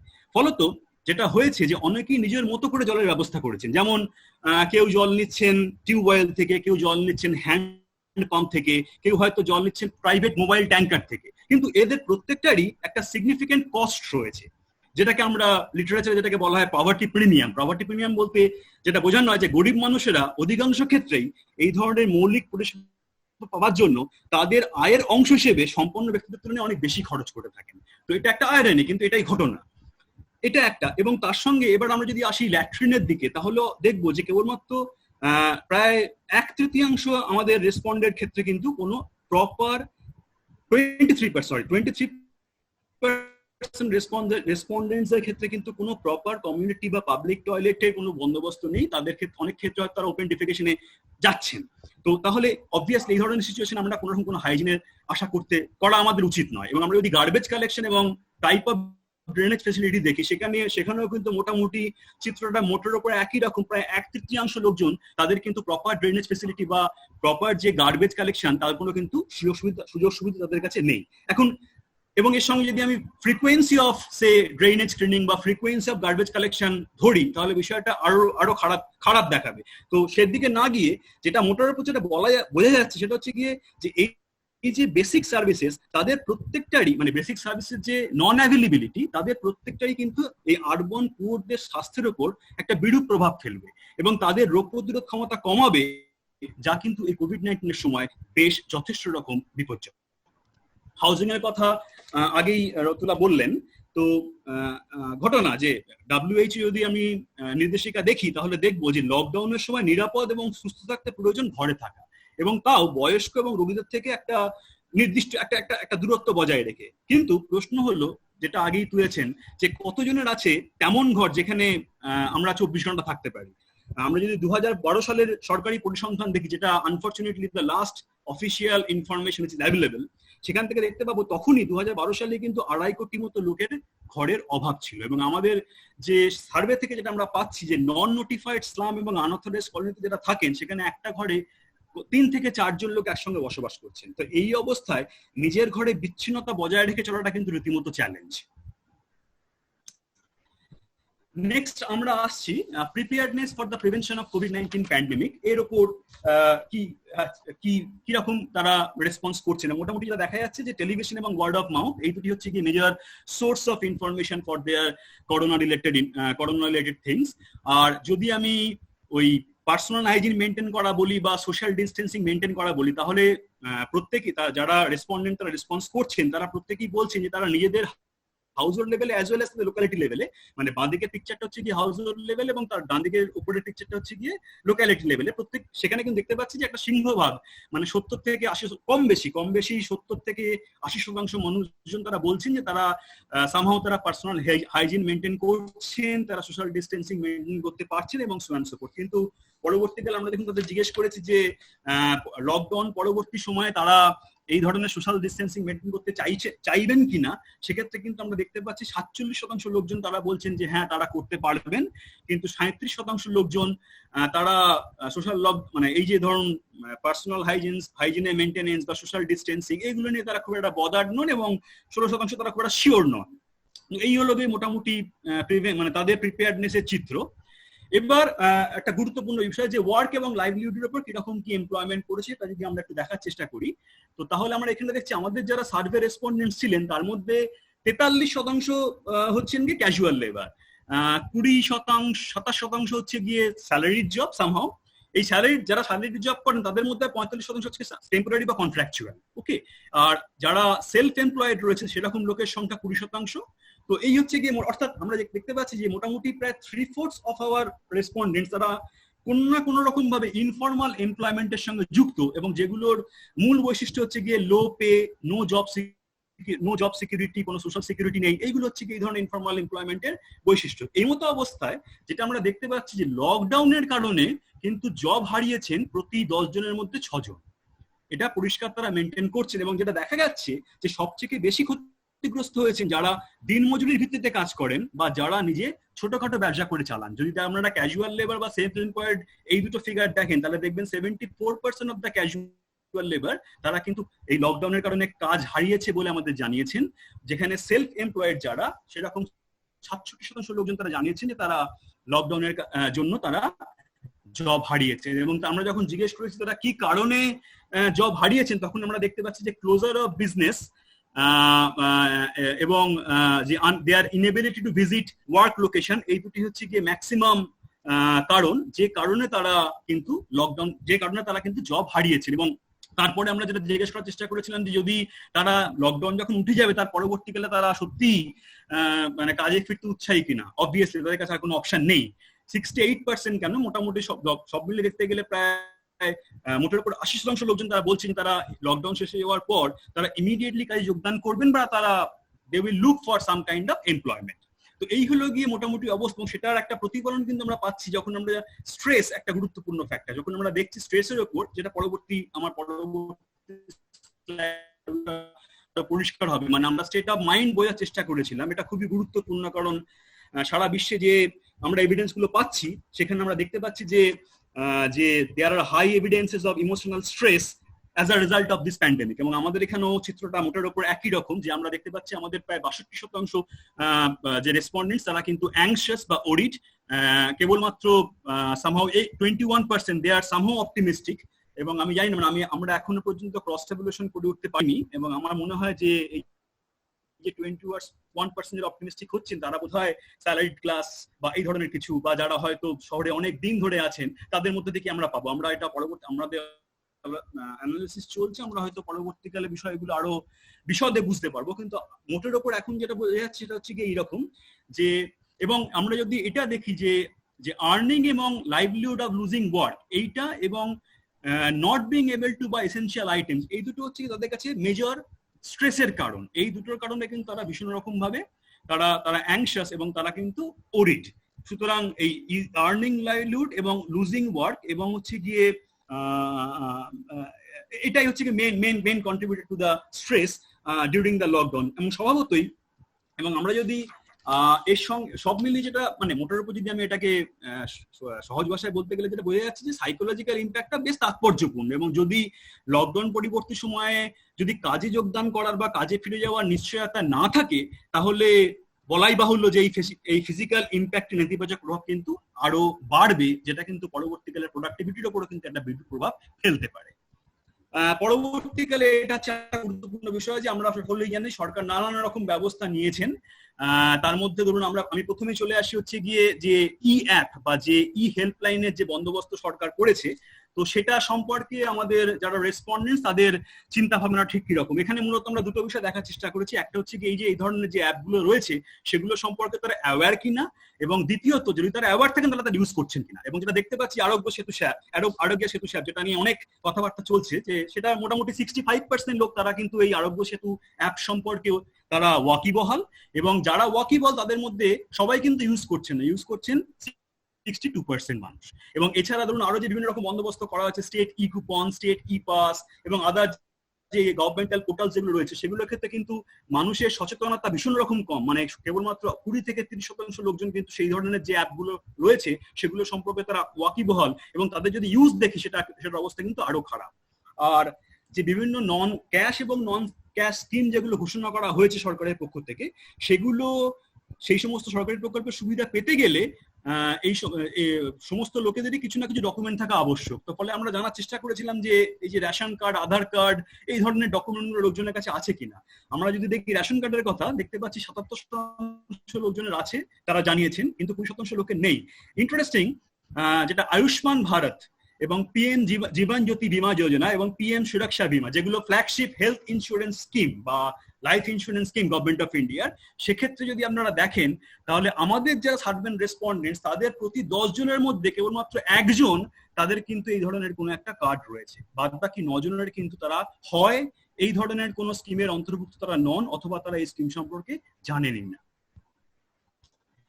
নেক্সট, এখানে আমরা চেষ্টা করেছি, আমরা মূলত 5টা যে সরকারি প্রকল্প তার উপর ফোকাস করেছিলাম। একটা হচ্ছে প্রাইম মিনিস্টার গরিব কল্যাণ যোজনা, আর একটা হচ্ছে ফ্রি রেশন যেটা আমরা পাচ্ছি, আর একটা হচ্ছে এক্সট্রা অ্যাডভান্স বা পেনশন, যে পেনশনের কথা বলা হচ্ছে, ফ্রি এলপিজি সিলিন্ডার, এবং আর যে বিভিন্ন ডিরেক্ট ক্যাশ ট্রান্সফারের যেগুলোর কথা বলা হচ্ছে, যে জনধন যোজনা, যে 500 টাকার যে ক্যাশ পাওয়ার কথা তাদের, এই সমস্ত এই 5টা স্কিম নিয়ে আমি তাদের কাছে আমরা প্রশ্ন রেখেছিলাম। এবং আমি যে ধরুন যেটা দেখা যাচ্ছে, এবং এখানে আমরা এই যে প্রকল্প, যেটা আমি আগেই বলেছি যে প্রকল্পটাকে এই প্রকল্পের সুবিধাটি কতজনের কাছে পৌঁছচ্ছে বা কতটা এফেক্টিভ সেটা জানার জন্য মূলত আমরা 3টে বিষয়ের উপর জোর দিয়েছিলাম। 1, তারা নিজে মনে করে কিনা তারা এলিজিবল কিনা। 2, তারা প্রকল্প সম্পর্কে অ্যাওয়্যার কিনা। আর 3, যদি তারা অ্যাওয়্যার হয় তাহলে তারা এই ধরনের প্রকল্পের সুযোগ সুবিধা পাচ্ছে কিনা। যদি আমরা ফ্রি রেশনের ক্ষেত্রে দেখি তাহলে আমরা দেখতে পাচ্ছি যে 64% লোকজন তারা মনে করছেন যে তারা ফ্রি রেশন পাওয়ার জন্য এলিজিবল। যারা এলিজিবল তাদের মধ্যে কিন্তু অ্যাওয়ারনেস লেভেল বেশ হাই, 99%, কিন্তু আনফরচুনেটলি 99% লোকে কিন্তু সবাই ইউজ করছেন না, মাত্র 64% লোকজন কিন্তু তারা এই ধরনের ফ্রি রেশন বা সেই ধরনের কিছু সুযোগ সুবিধা তারা পাচ্ছেন। তো তাহলে, এবং সুতরাং তাই যদি হয়, এবং এর সঙ্গে যদি আমরা পিএমজিকেওয়াই বা এক্সট্রা অ্যাডভান্স পেনশন স্কিম বা ফ্রি এলপিজি সিলিন্ডার যাই, ফ্রি এলপিজি সিলিন্ডারকে বাদ দিলাম কারণ অবভিয়াসলি প্রত্যেক লোকে সব মাসে ফ্রি এলপিজি সিলিন্ডার লাগে না, ফলে সেটার ক্ষেত্রে অতটা গুরুত্বপূর্ণ নয় পাওয়া না পাওয়াটা, হয়তো এই মুহূর্তে, মানে আমরা যখন সার্ভেটা করেছি সেই সময়। তো মোটামুটি মোটের উপর যে চিত্রটা দেখা যাচ্ছে যে coverage of different government schemes, 1 নম্বর হচ্ছে কি ফার ফ্রম ইউনিভার্সাল, সবার কাছে পৌঁছচ্ছেন, এবং পৌঁছলেও ল্যাক অফ অ্যাওয়ারনেস এবং এলিজিবিলিটি, এই দুটো হচ্ছে গিয়ে কিন্তু মেজর ইম্পেডিমেন্টস। এবং যার একটা ডিরেক্ট প্রভাব আমরা দেখতে পাচ্ছি যখন আমরা জিজ্ঞেস করেছি যে তারা নিউট্রিশিয়াস ফুড তারা পাচ্ছে কিনা, সেখানে কিন্তু প্রায় 3/4 লোকজনের মধ্যে তারা জানাচ্ছেন যে তারা কিন্তু লকডাউন পরবর্তী সময় তাদের পক্ষে কিন্তু কোনো নিউট্রিশিয়াস ফুড যেটা তারা লকডাউনের আগে খেতেন সেটা কিন্তু তাদের পক্ষে পাওয়া বা খাওয়া বা অ্যাফোর্ড করা সম্ভবপর হচ্ছে না। তো এই হচ্ছে মোটর কি হলো,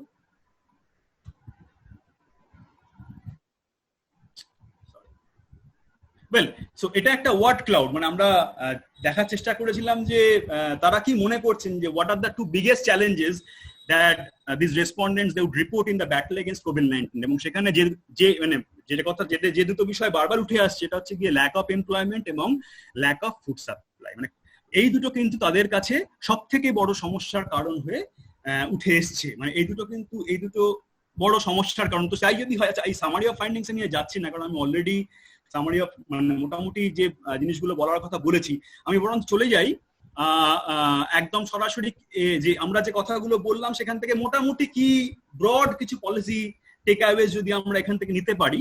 তো সেটার ক্ষেত্রে যেটা মূলত যে কথাটা আমি বলতে চাই যে কোভিড-19 এর চ্যালেঞ্জ কিন্তু দুটো, ডাবল চ্যালেঞ্জ, এটা আমাদের প্রথমে মাথায় রাখতে হবে। 1, রোগটা অজানা, আর 2, এই রোগটা মানে এই কোভিড-19 যাদেরকে ডিসপ্রপোর্শনেটলি এফেক্ট করেছে, অর্থাৎ যারা গরিব মানুষ, তাদের সম্পর্কে কিন্তু আমরা বেশি কিছু জানি না। তাই যদি হয় তাহলে পলিসি টেকার হিসেবে আমরা মোটামুটি এই 4টে বিষয়ের কথা হয়তো একটু ভাবতে পারি, যে একটা হচ্ছে গিয়ে যে এই কোভিড-19 demands on extremely localised and coordinated response, এটা নিয়ে কোনো সন্দেহ নেই। আমাদের যাই রেসপন্স নিন না কেন সেটা কিন্তু লোকালাইজড একটা রেসপন্স নিতেই হবে।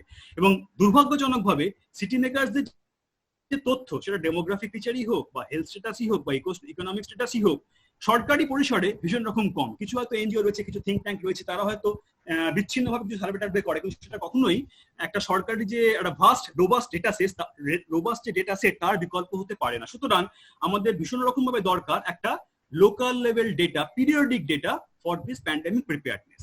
সেকেন্ড, পুরসভাগুলির প্রকৃত ক্ষমতায়ন, কারণ আমরা জানি যে স্থানীয় স্তরে নির্বাচিত জনপ্রতিনিধি যারা আছেন তারাই কিন্তু শহরবাসীদের প্রয়োজন সম্পর্কে সব থেকে বেশি ওয়াকিবহাল। যে কোনো কর্মসূচির পরিকল্পনা বা তার রূপায়ণে এদের মতামতকে গুরুত্ব দেওয়া ভীষণই প্রয়োজন। এবং যেটা আমার মনে হয় যে একটা ফাইন্যান্সিয়ালি এম্পাওয়ার্ড সিটি গভর্নমেন্টস যার ক্লিয়ার ফাংশনাল ডোমেইন রয়েছে এবং যার অ্যাডিকুয়েট ইনস্টিটিউশনাল ক্যাপাসিটি রয়েছে, that city governments, they are in the front line, or they should be keep in the front line to face these challenges of COVID-19. আর 3 নম্বর যেটা গুরুত্বপূর্ণ point, যে সমীক্ষা থেকে এটা স্পষ্ট যে আমাদের যে সমীক্ষা যেটা করলাম, যে সিটি মেকার্স ইকোনমি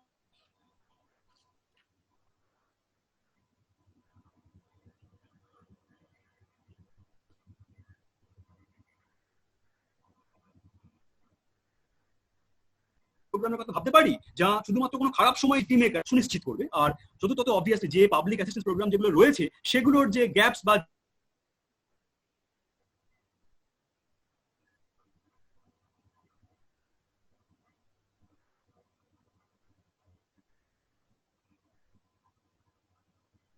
পারি, তো এই বিষয়গুলো নিয়ে আমাদের মনে হয় এসছে। সো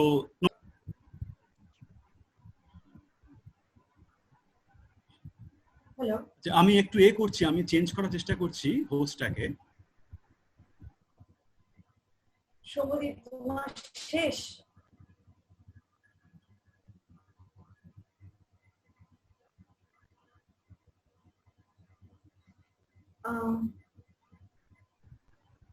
বিষয়টাকে চেঞ্জ করতে পারছো?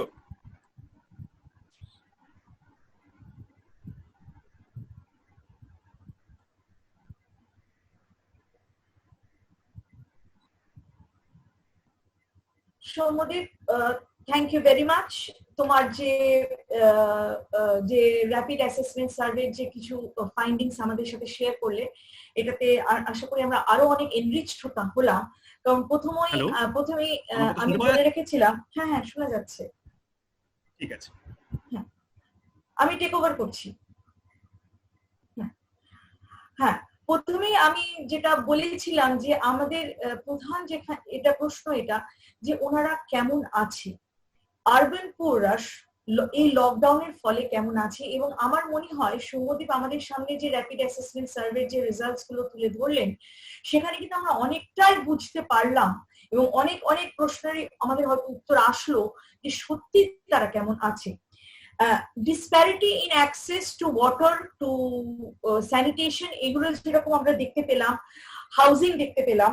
আবার এটাও ঠিক যে সব থেকে বেশি মনে হয় একটা সার্ভেতে, national institute of urban studies এর একটা সার্ভেতে আমি দেখলাম যে কলকাতার স্লামসে সব থেকে বেশি অ্যাক্সেস টু ওয়াটারটা, ডিসপ্যারিটি ইন অ্যাক্সেস টু ওয়াটারটা সব থেকে বেশি, প্রায় 80% উপর, মোর দেন 85%। এবং আমার প্রশ্ন এখানে যে সেই জল যদি তাদের পাবলিক ওয়াটার ট্যাপ থেকে নিতে হয়, সেখানেও তো একটা সোশ্যাল ডিস্টেন্সিং মেনটেন করার প্রয়োজন। এবং আমরা তো একটা ফ্রিকুয়েন্ট ওয়াটার ওয়ার্ডস এর কথাও এই ধরনের স্লামসে শুনতে পেয়েছি বা জানতাম আগে হতো। তাহলে তো এই ধরনের লকডাউন পিরিয়ডে তো নিশ্চয়ই সেগুলো আরো বেশি হয়েছে। তাহলে যে আলটিমেটলি লকডাউনের যে বেসিক অবজেক্টিভ ছিল সেটা কতটা এই ধরনের আরবান সেটেলমেন্টসে হয়েছে, সেটা তো একটা প্রশ্ন থেকেই যায়। এবং আরো যে পলিসিতে সৌম্যদীপ যে কথাটা বললেন, যে পয়েন্টটা আমার কাছে খুব ইন্টারেস্টিং মনে হয়েছে এবং যেটা আমারও একটা প্রশ্ন, যে এদের ক্ষেত্রে একটা আরবান জব অ্যাসুরেন্স প্রোগ্রাম করা, সরকারের ভাবা এটা নিয়ে। এবং এখনো অব্দি আমি জানি দুই রাজ্য সরকার অন্তত ভার্বালি বা orally, not in policy documents, already বলেছেন, সেটা হচ্ছে হিমাচল প্রদেশ এবং উড়িষ্যা। এবং আমাদের দেখতে হবে যে central government urban assurance programme সম্পর্কে কি ভাবে। আমাদের পরবর্তী বক্তা হচ্ছে ডক্টর পার্থ মুখোপাধ্যায়। আমরা ওনার কাছে কিছু পলিসি ফর্মুলেশন সম্পর্কেও জানতে পারবো। ডক্টর পার্থ মুখোপাধ্যায়, পার্থদা।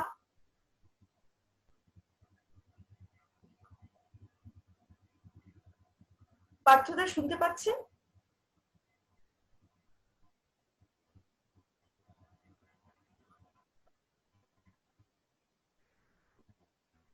পার্থদাকে আনমিউট করো।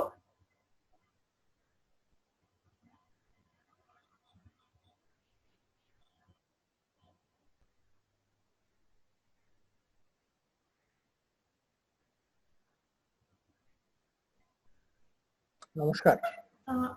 নমস্কার। আমি ভিডিওটা একটু অন করে দিলে ভালো হয়। হ্যাঁ, আমি চেষ্টা করছি, but before that actually I will video on করা যেতে পারে কিনা দেখি। That's right. Yeah. Thanks. This was very interesting. Soumyadip আর রাতুল্লাহ আর মহালয়ার কথা শুনে আমি চেষ্টা করবো দুটো জিনিস করার। শহর থেকে একটু সরে যাওয়ার, এই জন্য কি অনেকটা যেটা প্রথম দিকে কথা হয়েছে মাইগ্রেন্ট নিয়ে শহরে আছে, আর ওদের যে ডুয়ালিটি আর ওদের কি এখন কিভাবে ওদের কি ফ্রেমওয়ার্কে এই রিটার্ন মাইগ্রেশন যেটা হচ্ছে গ্রামে, ওটা কি ফ্রেমওয়ার্কে দেখা উচিত, এই নিয়ে I just put forward like 5 points যেভাবে দেখা যেতে পারে। আর তারপরে যদি দরকার পড়ে I can talk a little bit about the working গ্রুপের যে কিরকম রেকমেন্ডেশন ছিল, আর ওগুলোকে এখন যদি ওরা ইমপ্লিমেন্ট করে থাকতো তাহলে কিছু লাভ হতো কি হতো না। তো আমি একটা স্লাইড রাখছি প্রথমে। রীতির এই নিমন্ত্রণের জন্য খুবই ধন্যবাদ যে আমাকে দেখেছে এখানে, তাই জন্য আমি প্রথমবার এই ফোরামে এসেছি। So it's a real honor, and it's very nice to see the kind of in-depth discussion যেটা এখানে হচ্ছে। তো আমি যেটা ফোকাস করতে চাই এখন, that is the axis of duality on the axis of belong. যে কিছু লোক ভাবে ওরা শহরের লোক, অন্য লোকেরা আছে, অনেকেই আছে যারা বাইরে থেকে এসছে শহরে, যারা ভাবে ওরা শহরের লোক নয়। আর কেন জিনিসটা ভাবে সেটা এখন যারা ফিরে যাচ্ছে শহর ছেড়ে, ওদের বিভিন্ন রকম সার্ভে হচ্ছে। সৌম্যদীপ একটা খুব ভালো সার্ভেকে ভালো করে তুলে ধরেছে। এর মধ্যে কিন্তু অনেকটাই আমাদের মধ্যেও যখন অনেকে কাজ করে ওরাই বলছে যে এরা ছেড়ে যাচ্ছে কেন, এখানে তো এখন কাজ শুরু হবে এই সময় যখন আবার লকডাউন শেষ হবে, আবার ফ্যাক্টরিগুলো চলতে শুরু করবে, তখন কি ছেড়ে যাওয়াটা ভালো কাজ কি নয়। সো ইন দ্যাট কনটেক্সট আমি 5খানা হাইপোথেসিস ফরওয়ার্ড করছি। যে ওর উপরে ফার্স্ট হাইপোথেসিস যে শহরে আয় নেই, তাই জন্য লোকজন ছেড়ে যাচ্ছে, এর উপরে অনেকটা কিন্তু কাজ হয়েছে। বিকজ দ্য বেসিক ফ্রেমওয়ার্ক যেভাবে আমরা মাইগ্রেশনকে এখনো পর্যন্ত বুঝে আসি, অনেকগুলো রকমের কনসেপ্ট আছে, but the core issue is যে গ্রাম থেকে কাজ না পেয়ে অন্য কোথাও যেতে হয়, অথবা ভালো কাজ পাওয়ার জন্য অন্য কোথাও যেতে হয়। দুটোর মধ্যে some version of that is broadly what drives migration theory around the world. So,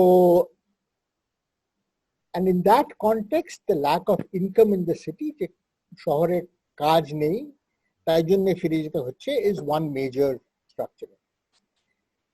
কিন্তু there are 4 other reasons that are now operating in this COVID situation. আর এই 4টে কারণ হলো, first, there is a fear of infection. Right? The big difference between previous pandemics, যখন ধরুন যখন Spanish influenza হয়েছিল, রতুলা কথা বলেছে, কলেরা হয়েছে, তখন কিন্তু আমাদের এই যে রুরাল আরবান কানেকশনটা ওটা অনেকটাই উইক ছিল। শহরের লোকেরা শহরে থাকতো, গ্রামের লোকেরা শহরে থাকতো না, গ্রামের লোকেরা গ্রামে থাকতো। গ্রাম আর শহরের ভেতরে যে এই মুভমেন্ট, লোকেরা গ্রাম থেকে শহরে যাচ্ছে, শহর থেকে গ্রামে যাচ্ছে, এই if you look at the last census, roughly between 2001 and 2011 3 কোটি লোক গ্রাম ছেড়ে শহরে এসছে, আর 1 কোটি লোক শহর ছেড়ে গ্রামে গেছে।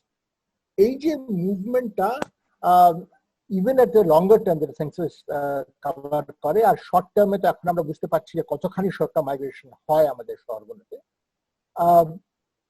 এই মুভমেন্টটা কিন্তু তখন ছিল না। তো ইনফেকশন, ভয় যেসব ছিল ওসব শহরেই you'll have to handle them. And as Ratula said, one option was to try and create segregated cities between the planned city and the unplanned city, the native city and the sort of colony or the civil lines.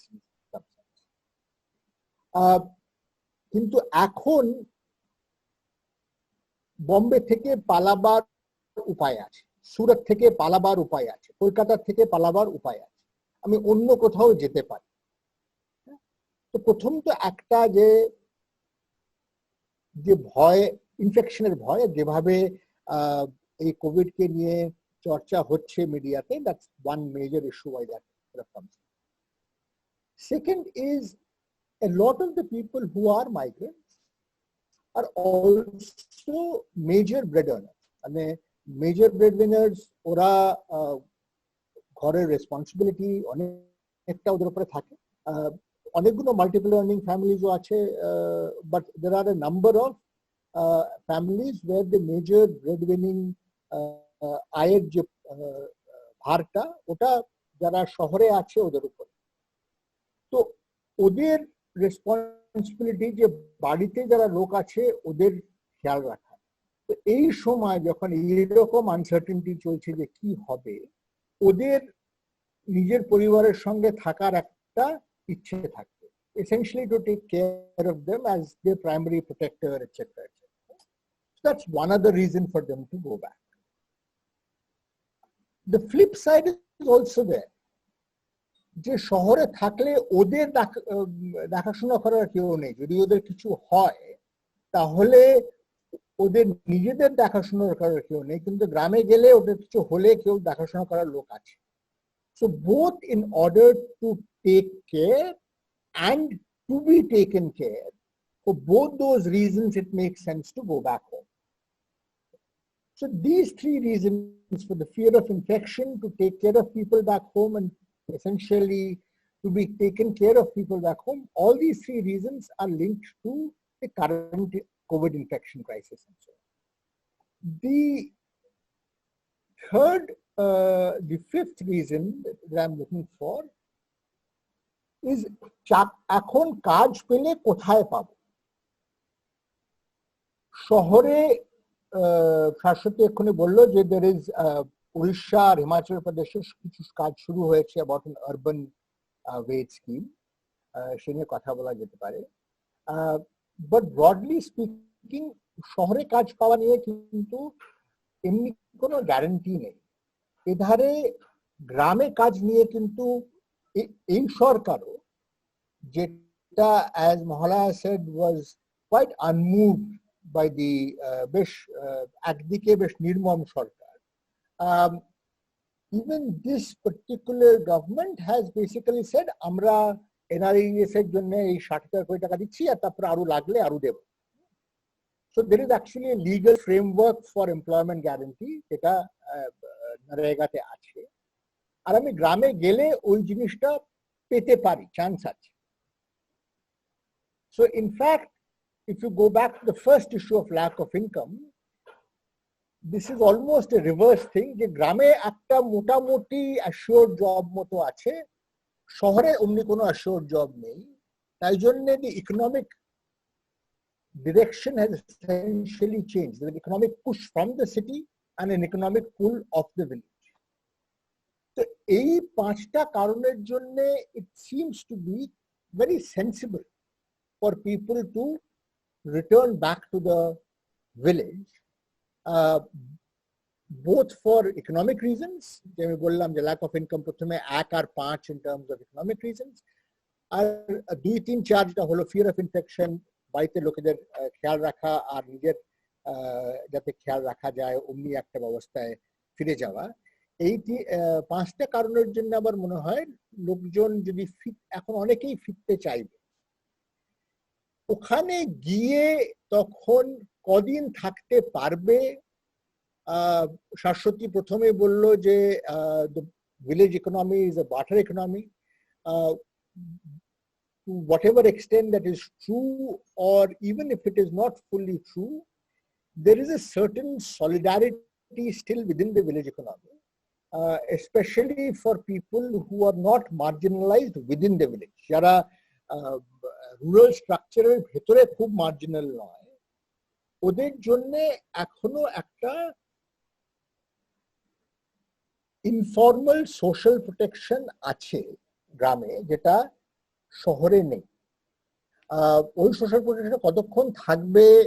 Amphan হয়েছে বেঙ্গলে, obviously in certain areas there has been severe distress, agricultural distress, locust এসছে বিভিন্ন জায়গায়, in MP, in UP, in Rajasthan, ওটা তো অনেকটা agricultural distress হবে। এই agricultural distress এর পরেও যে কি রকম অবস্থা হবে, that will be another issue that we will have to look at. কিন্তু to the extent that there is a certain degree of social protection back home, it makes sense for people to return back to the village. তারপরে কারা আগে ফিরবে? And all of this is complete speculation, because এই জিনিস নিয়ে যে খুব একটা ফোন সার্ভের উপরেও যে খুব একটা কথা হয়েছে তা এখন নয়। যারা প্রথমে ফিরবে আমার মনে হয় they are in some sense the people with the least amount of skill, depending on NREG এর মতো যে ইনিশিয়েটিভ ওইসব জায়গায় ভালো করে ইমপ্লিমেন্ট হচ্ছে কি হচ্ছে না, right? So fundamentally that is a second kind of structure that I would যদি unskilled লোকেরা to the extent that it is possible for them to return, they will, and to the extent that it is not possible for them to avail of something like NREGA, they can. And if it is not possible for them to NREGA, then they'll obviously by necessity have to come back to find work in the city.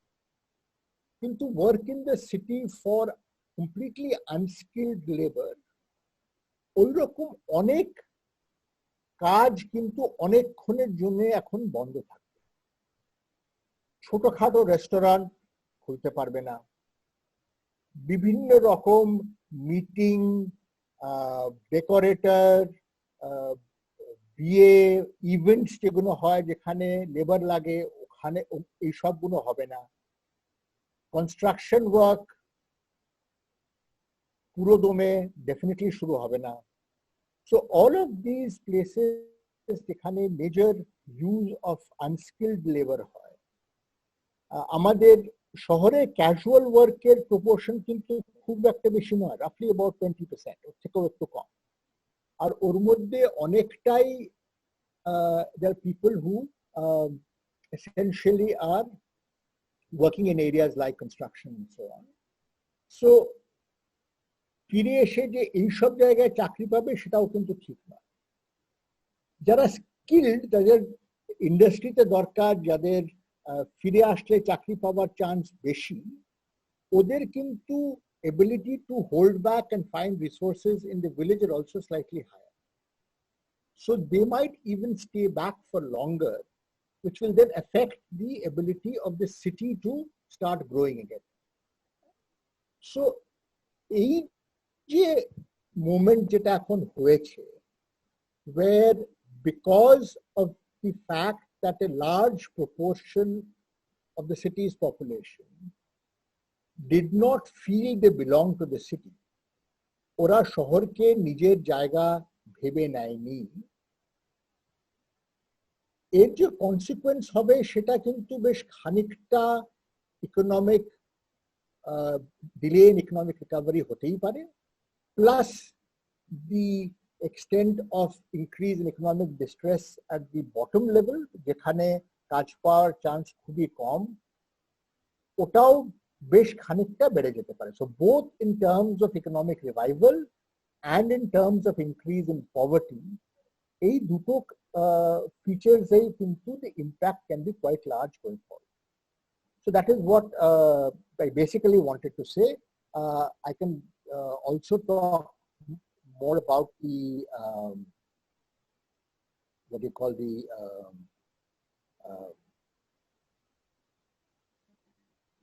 recommendations of the working group. I'll briefly sort of walk you through so people can discuss this. We focused in the working group on 5 broad areas. প্রথমটা হলো equality in legal protection, মানে বাইরের থেকে কাজ করতে এসছো কি আমাদের এখানে কাজ করছো কোনো তফাৎ হওয়া উচিত না। অনেক জায়গায় specially in government employment etcetera ওই রেস্ট্রিকশনের আর ওই ডোমিসাইল প্রেফারেন্স আছে। তো ভালো কাজগুলো লোকাল লোকেদের পায়, অন্য কাজগুলো বাইরের লোকেরা পায়, which also leads to the kind of duality যখন যার জন্য তুমি এখন দেখা যাচ্ছে যে কি অবস্থা হয়েছে। Second, enhancing awareness of social protection, যেমন এই building and construction workers act এর জন্য অনেক পয়সা দিয়েছে সরকার, 1030 কোটি টাকা পড়েছিল ওদের ফান্ডে, কিন্তু এই কনস্ট্রাকশন ওয়ার্কারের আন্ডারে যে রেজিস্ট্রেশন গুলো করা যেটা দরকার অনেকেই এই সম্বন্ধে ওয়াকিবহাল ছিল না, তাই জন্য ওরা অনেকে রেজিস্টার করেনি। আর এখন যখন রেজিস্টার করতে যাচ্ছে, ন্যাচারালি গভর্নমেন্ট ইজ সাসপিশিয়াস যে তোমরা পয়সার জন্য রেজিস্টার করতে যাচ্ছ, তোমরা রেগুলার কনস্ট্রাকশন ওয়ার্কার নয়। So that becomes another kind of issue. Third, which was a major issue, is this extensive portability. এখন ওয়ান নেশন ওয়ান কার্ড নিয়ে যা কাজ শুরু হয়েছে, RSBY, আমাদের আয়ুষ্মান ভারত, এই দুটোই যার পোর্টেবল, অনেক জায়গায় করা যেতে পারে, কিন্তু education, food, skilling, these are not necessarily as portable as they should be. এই নিয়ে এটা 2017-র জিনিস, এর মধ্যে যদি একদিনে কিছু কাজ হয়ে থাকতো তাহলে খানিকটা সুবিধা হতো লোকেদের। চতুর্থ এলাকায় যেখানে আমরা করলাম বেসিক্যালি অন হাউজিং, এখন অনেক চর্চা হচ্ছে রেন্টাল হাউজিং নিয়ে, but most of the rental housing and most of the use of the housing that we saw of migrants was informal. So we focused more on improvement of informal settlements or rental housing ki bhai kora jaye. And finally, the efficient release of data. যে data দিয়ে কতটা analyse করা যেতে পারে। এখনো পর্যন্ত 2011 সালের যে সেন্সাস ডেটা মাইগ্রেশন হয়েছে এটা এখনো পুরোপুরি বেরোয়নি। আমার দুই কলিগস সৌমিন্দ্র রায় আর কানু প্রধান, ওরা 2011-র অ্যানালাইজ করেছে, দি 2001-এর district to district migration data analyze করেছে, and they essentially grouped them into 4 districts, long distance high migration areas. তার মধ্যে ধরুন the standout যেটা মার্ক করা আছে গঞ্জাম, সুরত। অনেক লোক উড়িষ্যার গঞ্জাম থেকে সুরতে গেছে। আর এখন যখন if you look at the Orissa government's Twitter account, you will find that a lot of people are coming back from Surat, and a lot of them are infected. So a lot of the people who are infected in Ganjam are returnees from Surat, which then to me brings up another issue which we can discuss, and that will be the final thing I'll put forward, which is যে অনেক মাইগ্রেন্টরা যখন ফিরে যাচ্ছে অনেক জায়গায় ওদের পাওয়া যাচ্ছে যে ওরা কোভিড পজিটিভ। তার মধ্যে ওরা তো এই রাস্তায় যদিও অনেক সময় 24 ঘন্টা 48 ঘন্টা 72 ঘন্টা ধরে ট্রেন চলছে, কিন্তু ওই সময় যে ইনফেকশনটা পেয়েছে তা তো নয়। ইনফেকশনটা যেখানে ওরা ছিল, সুরাতে, বোম্বেতে, আহমেদাবাদে, দিল্লিতে, চেন্নাইতে যেখান থেকে ওরা বেরোচ্ছে ওখানেই পেয়েছে আর তারপরে and the reason that they have been infected is largely, as Mohalaya said at the beginning, is a question of density. যারা সব এই শহরগুলোতে ছিল, they were in extremely dense housing conditions, and consequently the people who are unlucky enough to be in the same locality or in the same housing or in the same community as somebody who was previously infected with COVID were also infected as a result of the housing conditions they were meant to stay in. আর ওদের test করা হয়নি, তাই জন্যে whenever যাদের মধ্যে test পাওয়া গেছে, either by the grace of God they were not symptomatic, আর অসুখটা ওভাবে দেখা দেয়নি যদিও ওরা ইনফেক্টেড, or ওই কন্ট্যাক্ট ট্রেসিং প্রসেস যেটা আছে এখন ওটা ওদেরকে খুঁজে বার করেনি, কে আর বস্তির মধ্যে যাচ্ছে লোকজনকে খুঁজতে, and as a result they are now carrying these infections back to their villages. ওখানে কি অবস্থা হবে, মহালয়া অলরেডি প্রথমে বলেছে যে in the smaller cities in the periphery of the large metropolises ওখানেই অসুবিধা হচ্ছে, রাজপুর সোনারপুরের কথা বলেছে, কিন্তু গ্রামগঞ্জে যদি এই জিনিসটা এখন পৌঁছয় আর ওখানে যদি চিকিৎসার দরকার হয় তাহলে কিভাবে সরকার এই জিনিসে রেসপন্ড করবে, that will be a completely different question. Thank you.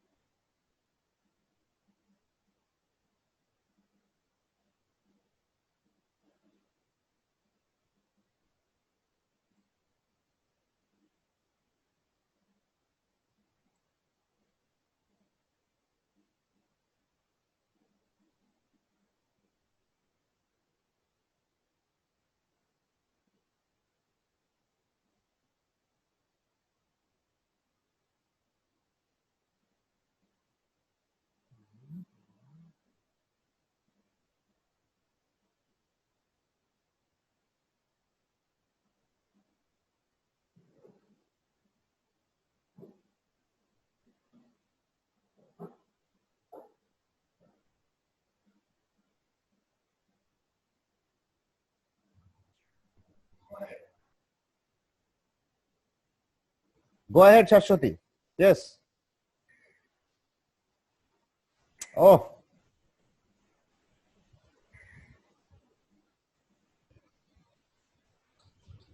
Yes, go ahead.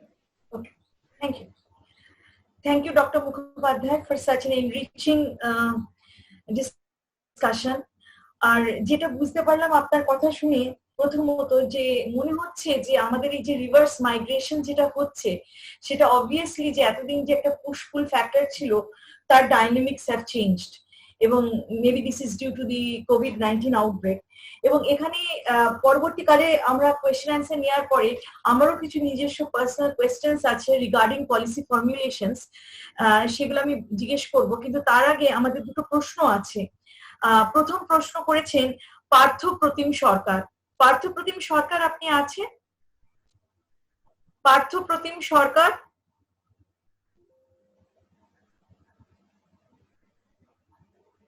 Partha আপনি আছেন আপনার প্রশ্ন নিয়ে? Yeah, he's there, but he is muted.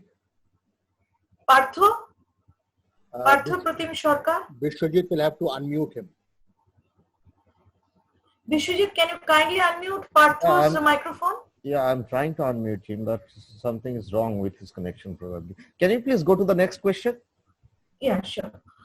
Okay, do we have Angna with us? Angna had two questions, একটা মহালয়াদির জন্য এবং একটা সৌম্যদীপের জন্য। Yes, Angna is unmuted now. Angna, go ahead. You can even switch on your video, please, Angna. Okay, 1 second. Yeah.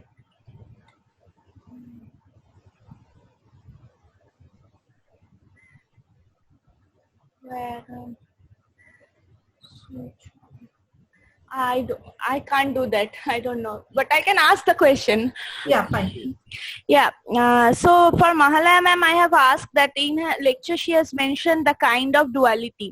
if she can discuss more about the dual nature which has accelerated the multiple discrimination except the rural-urban dichotomy. But she has talked about that rural, accepting rural and urban dichotomy, there are so many dichotomies happening in to facilitate the multiplicity of the inequalities within the city. So if she can mention that.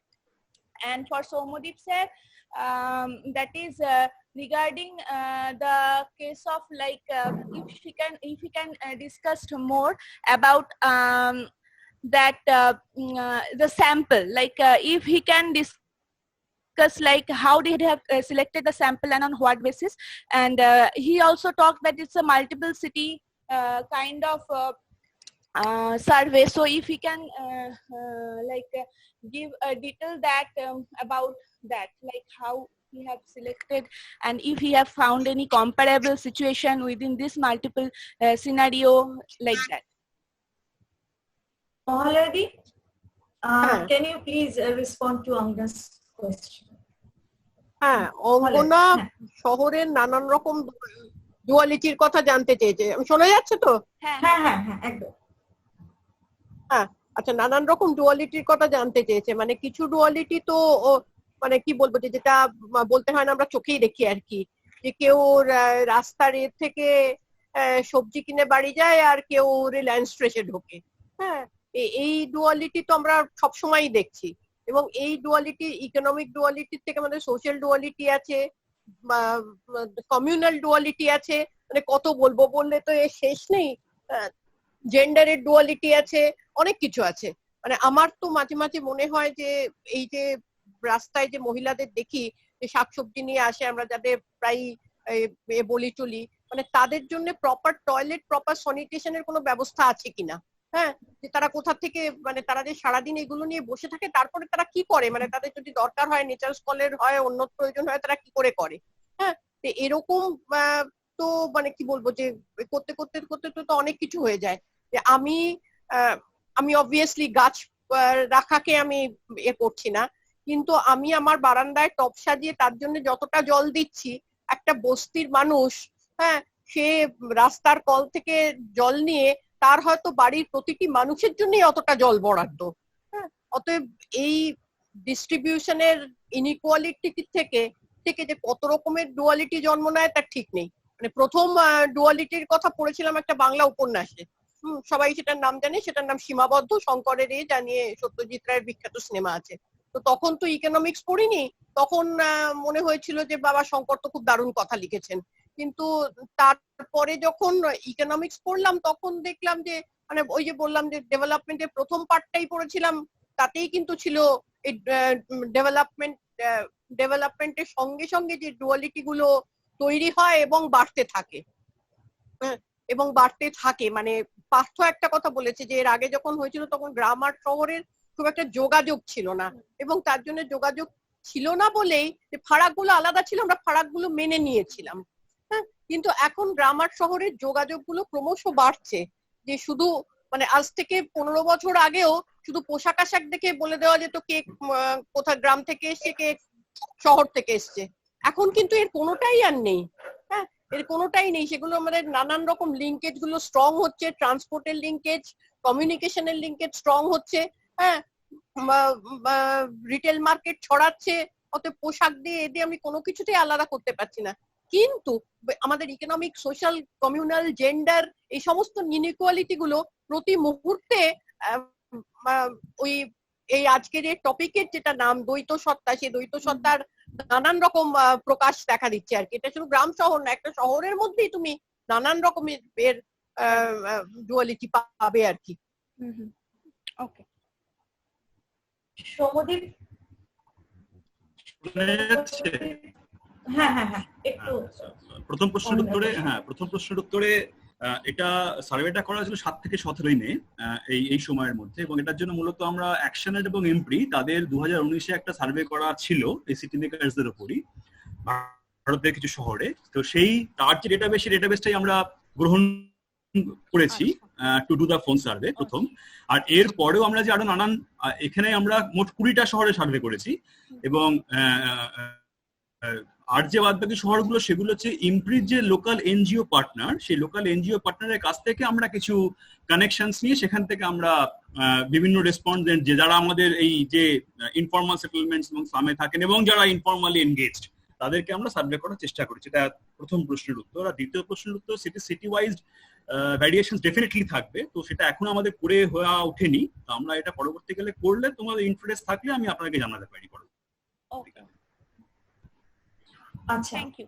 আমি আরেকবার একটু পার্থর জন্য চেষ্টা করছি। পার্থ প্রতিম সরকার, আপনি কি আছেন? আপনি আছেন আমরা দেখতে পাচ্ছি, কিন্তু আনমিউট করে যদি আপনি প্রশ্নটা করেন আপনার। হ্যালো। হ্যাঁ হ্যাঁ হ্যাঁ হ্যাঁ শুনে বলুন। হ্যাঁ বলুন। আসলে হচ্ছে তখনও মানে আপনি আমার নাম বলার পর কথা বলছিলাম, কিন্তু মানে কোনো কারণে হয়তো শোনা যাচ্ছিল না, কিছু একটা প্রবলেম হচ্ছে।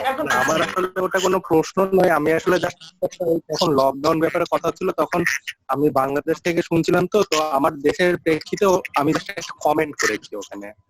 তো বলুন, আপনি আপনার কমেন্টটা বলতে পারেন। হ্যাঁ, আমি সেটাই বলছি যে মানে ওই আপনারা যেটা বললেন যে ভারতের লকডাউনটা মানে সেরকম ভাবে হয়নি, মানে সফল হয়নি, তো আমি সেটাই ওখানে বোঝাতে চাইলাম যে ভারতের চেয়েও আরো নিম্নমানের লকডাউন এখানে হয়েছে এবং এখানে রাষ্ট্রীয় ভাবে হচ্ছে বাংলাদেশে কোনো লকডাউন ঘোষণাই করা হয়নি। আচ্ছা।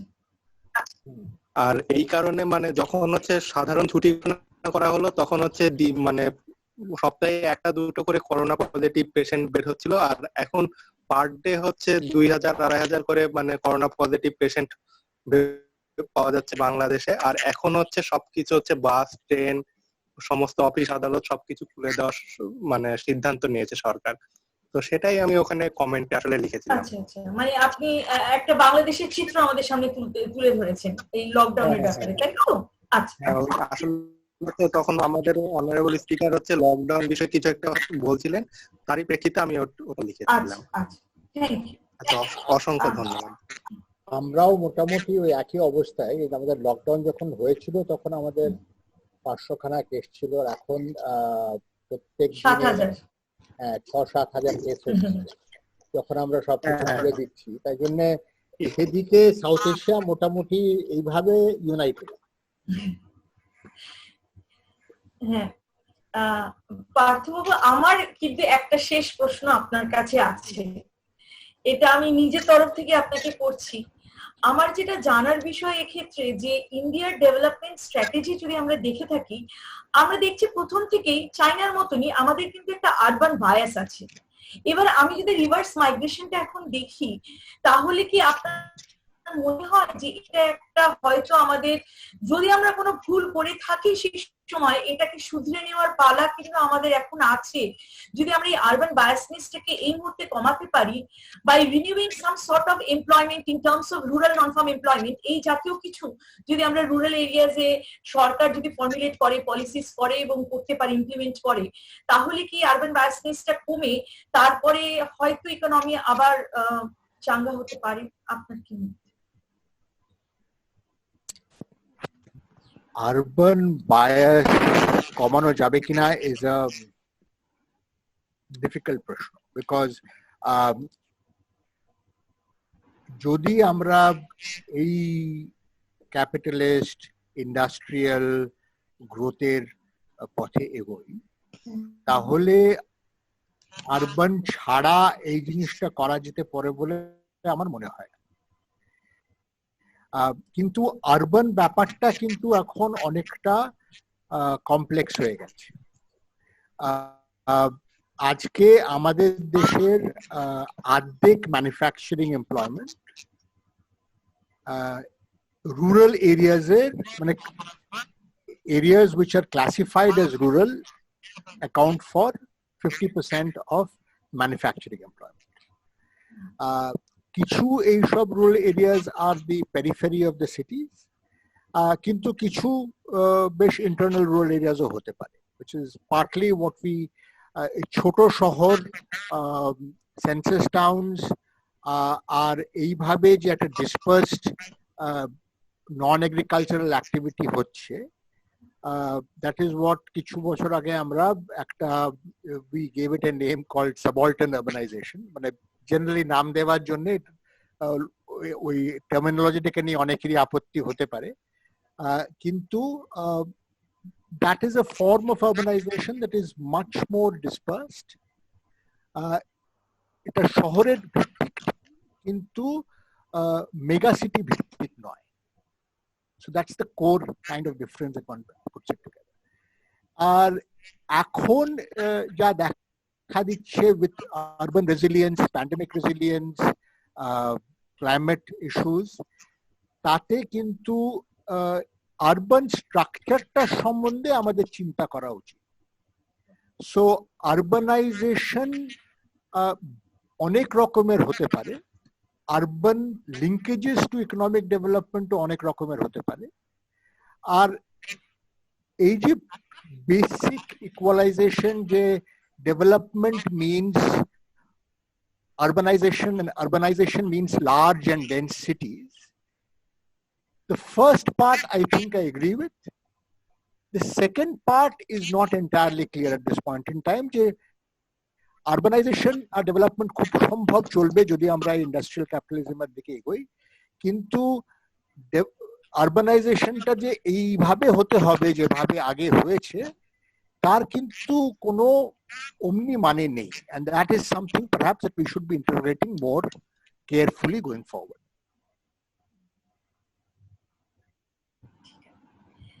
তাহলে আর তো কোনো প্রশ্ন, থ্যাংক ইউ সো মাচ, আর তো কোনো প্রশ্ন দেখতে পাচ্ছি না.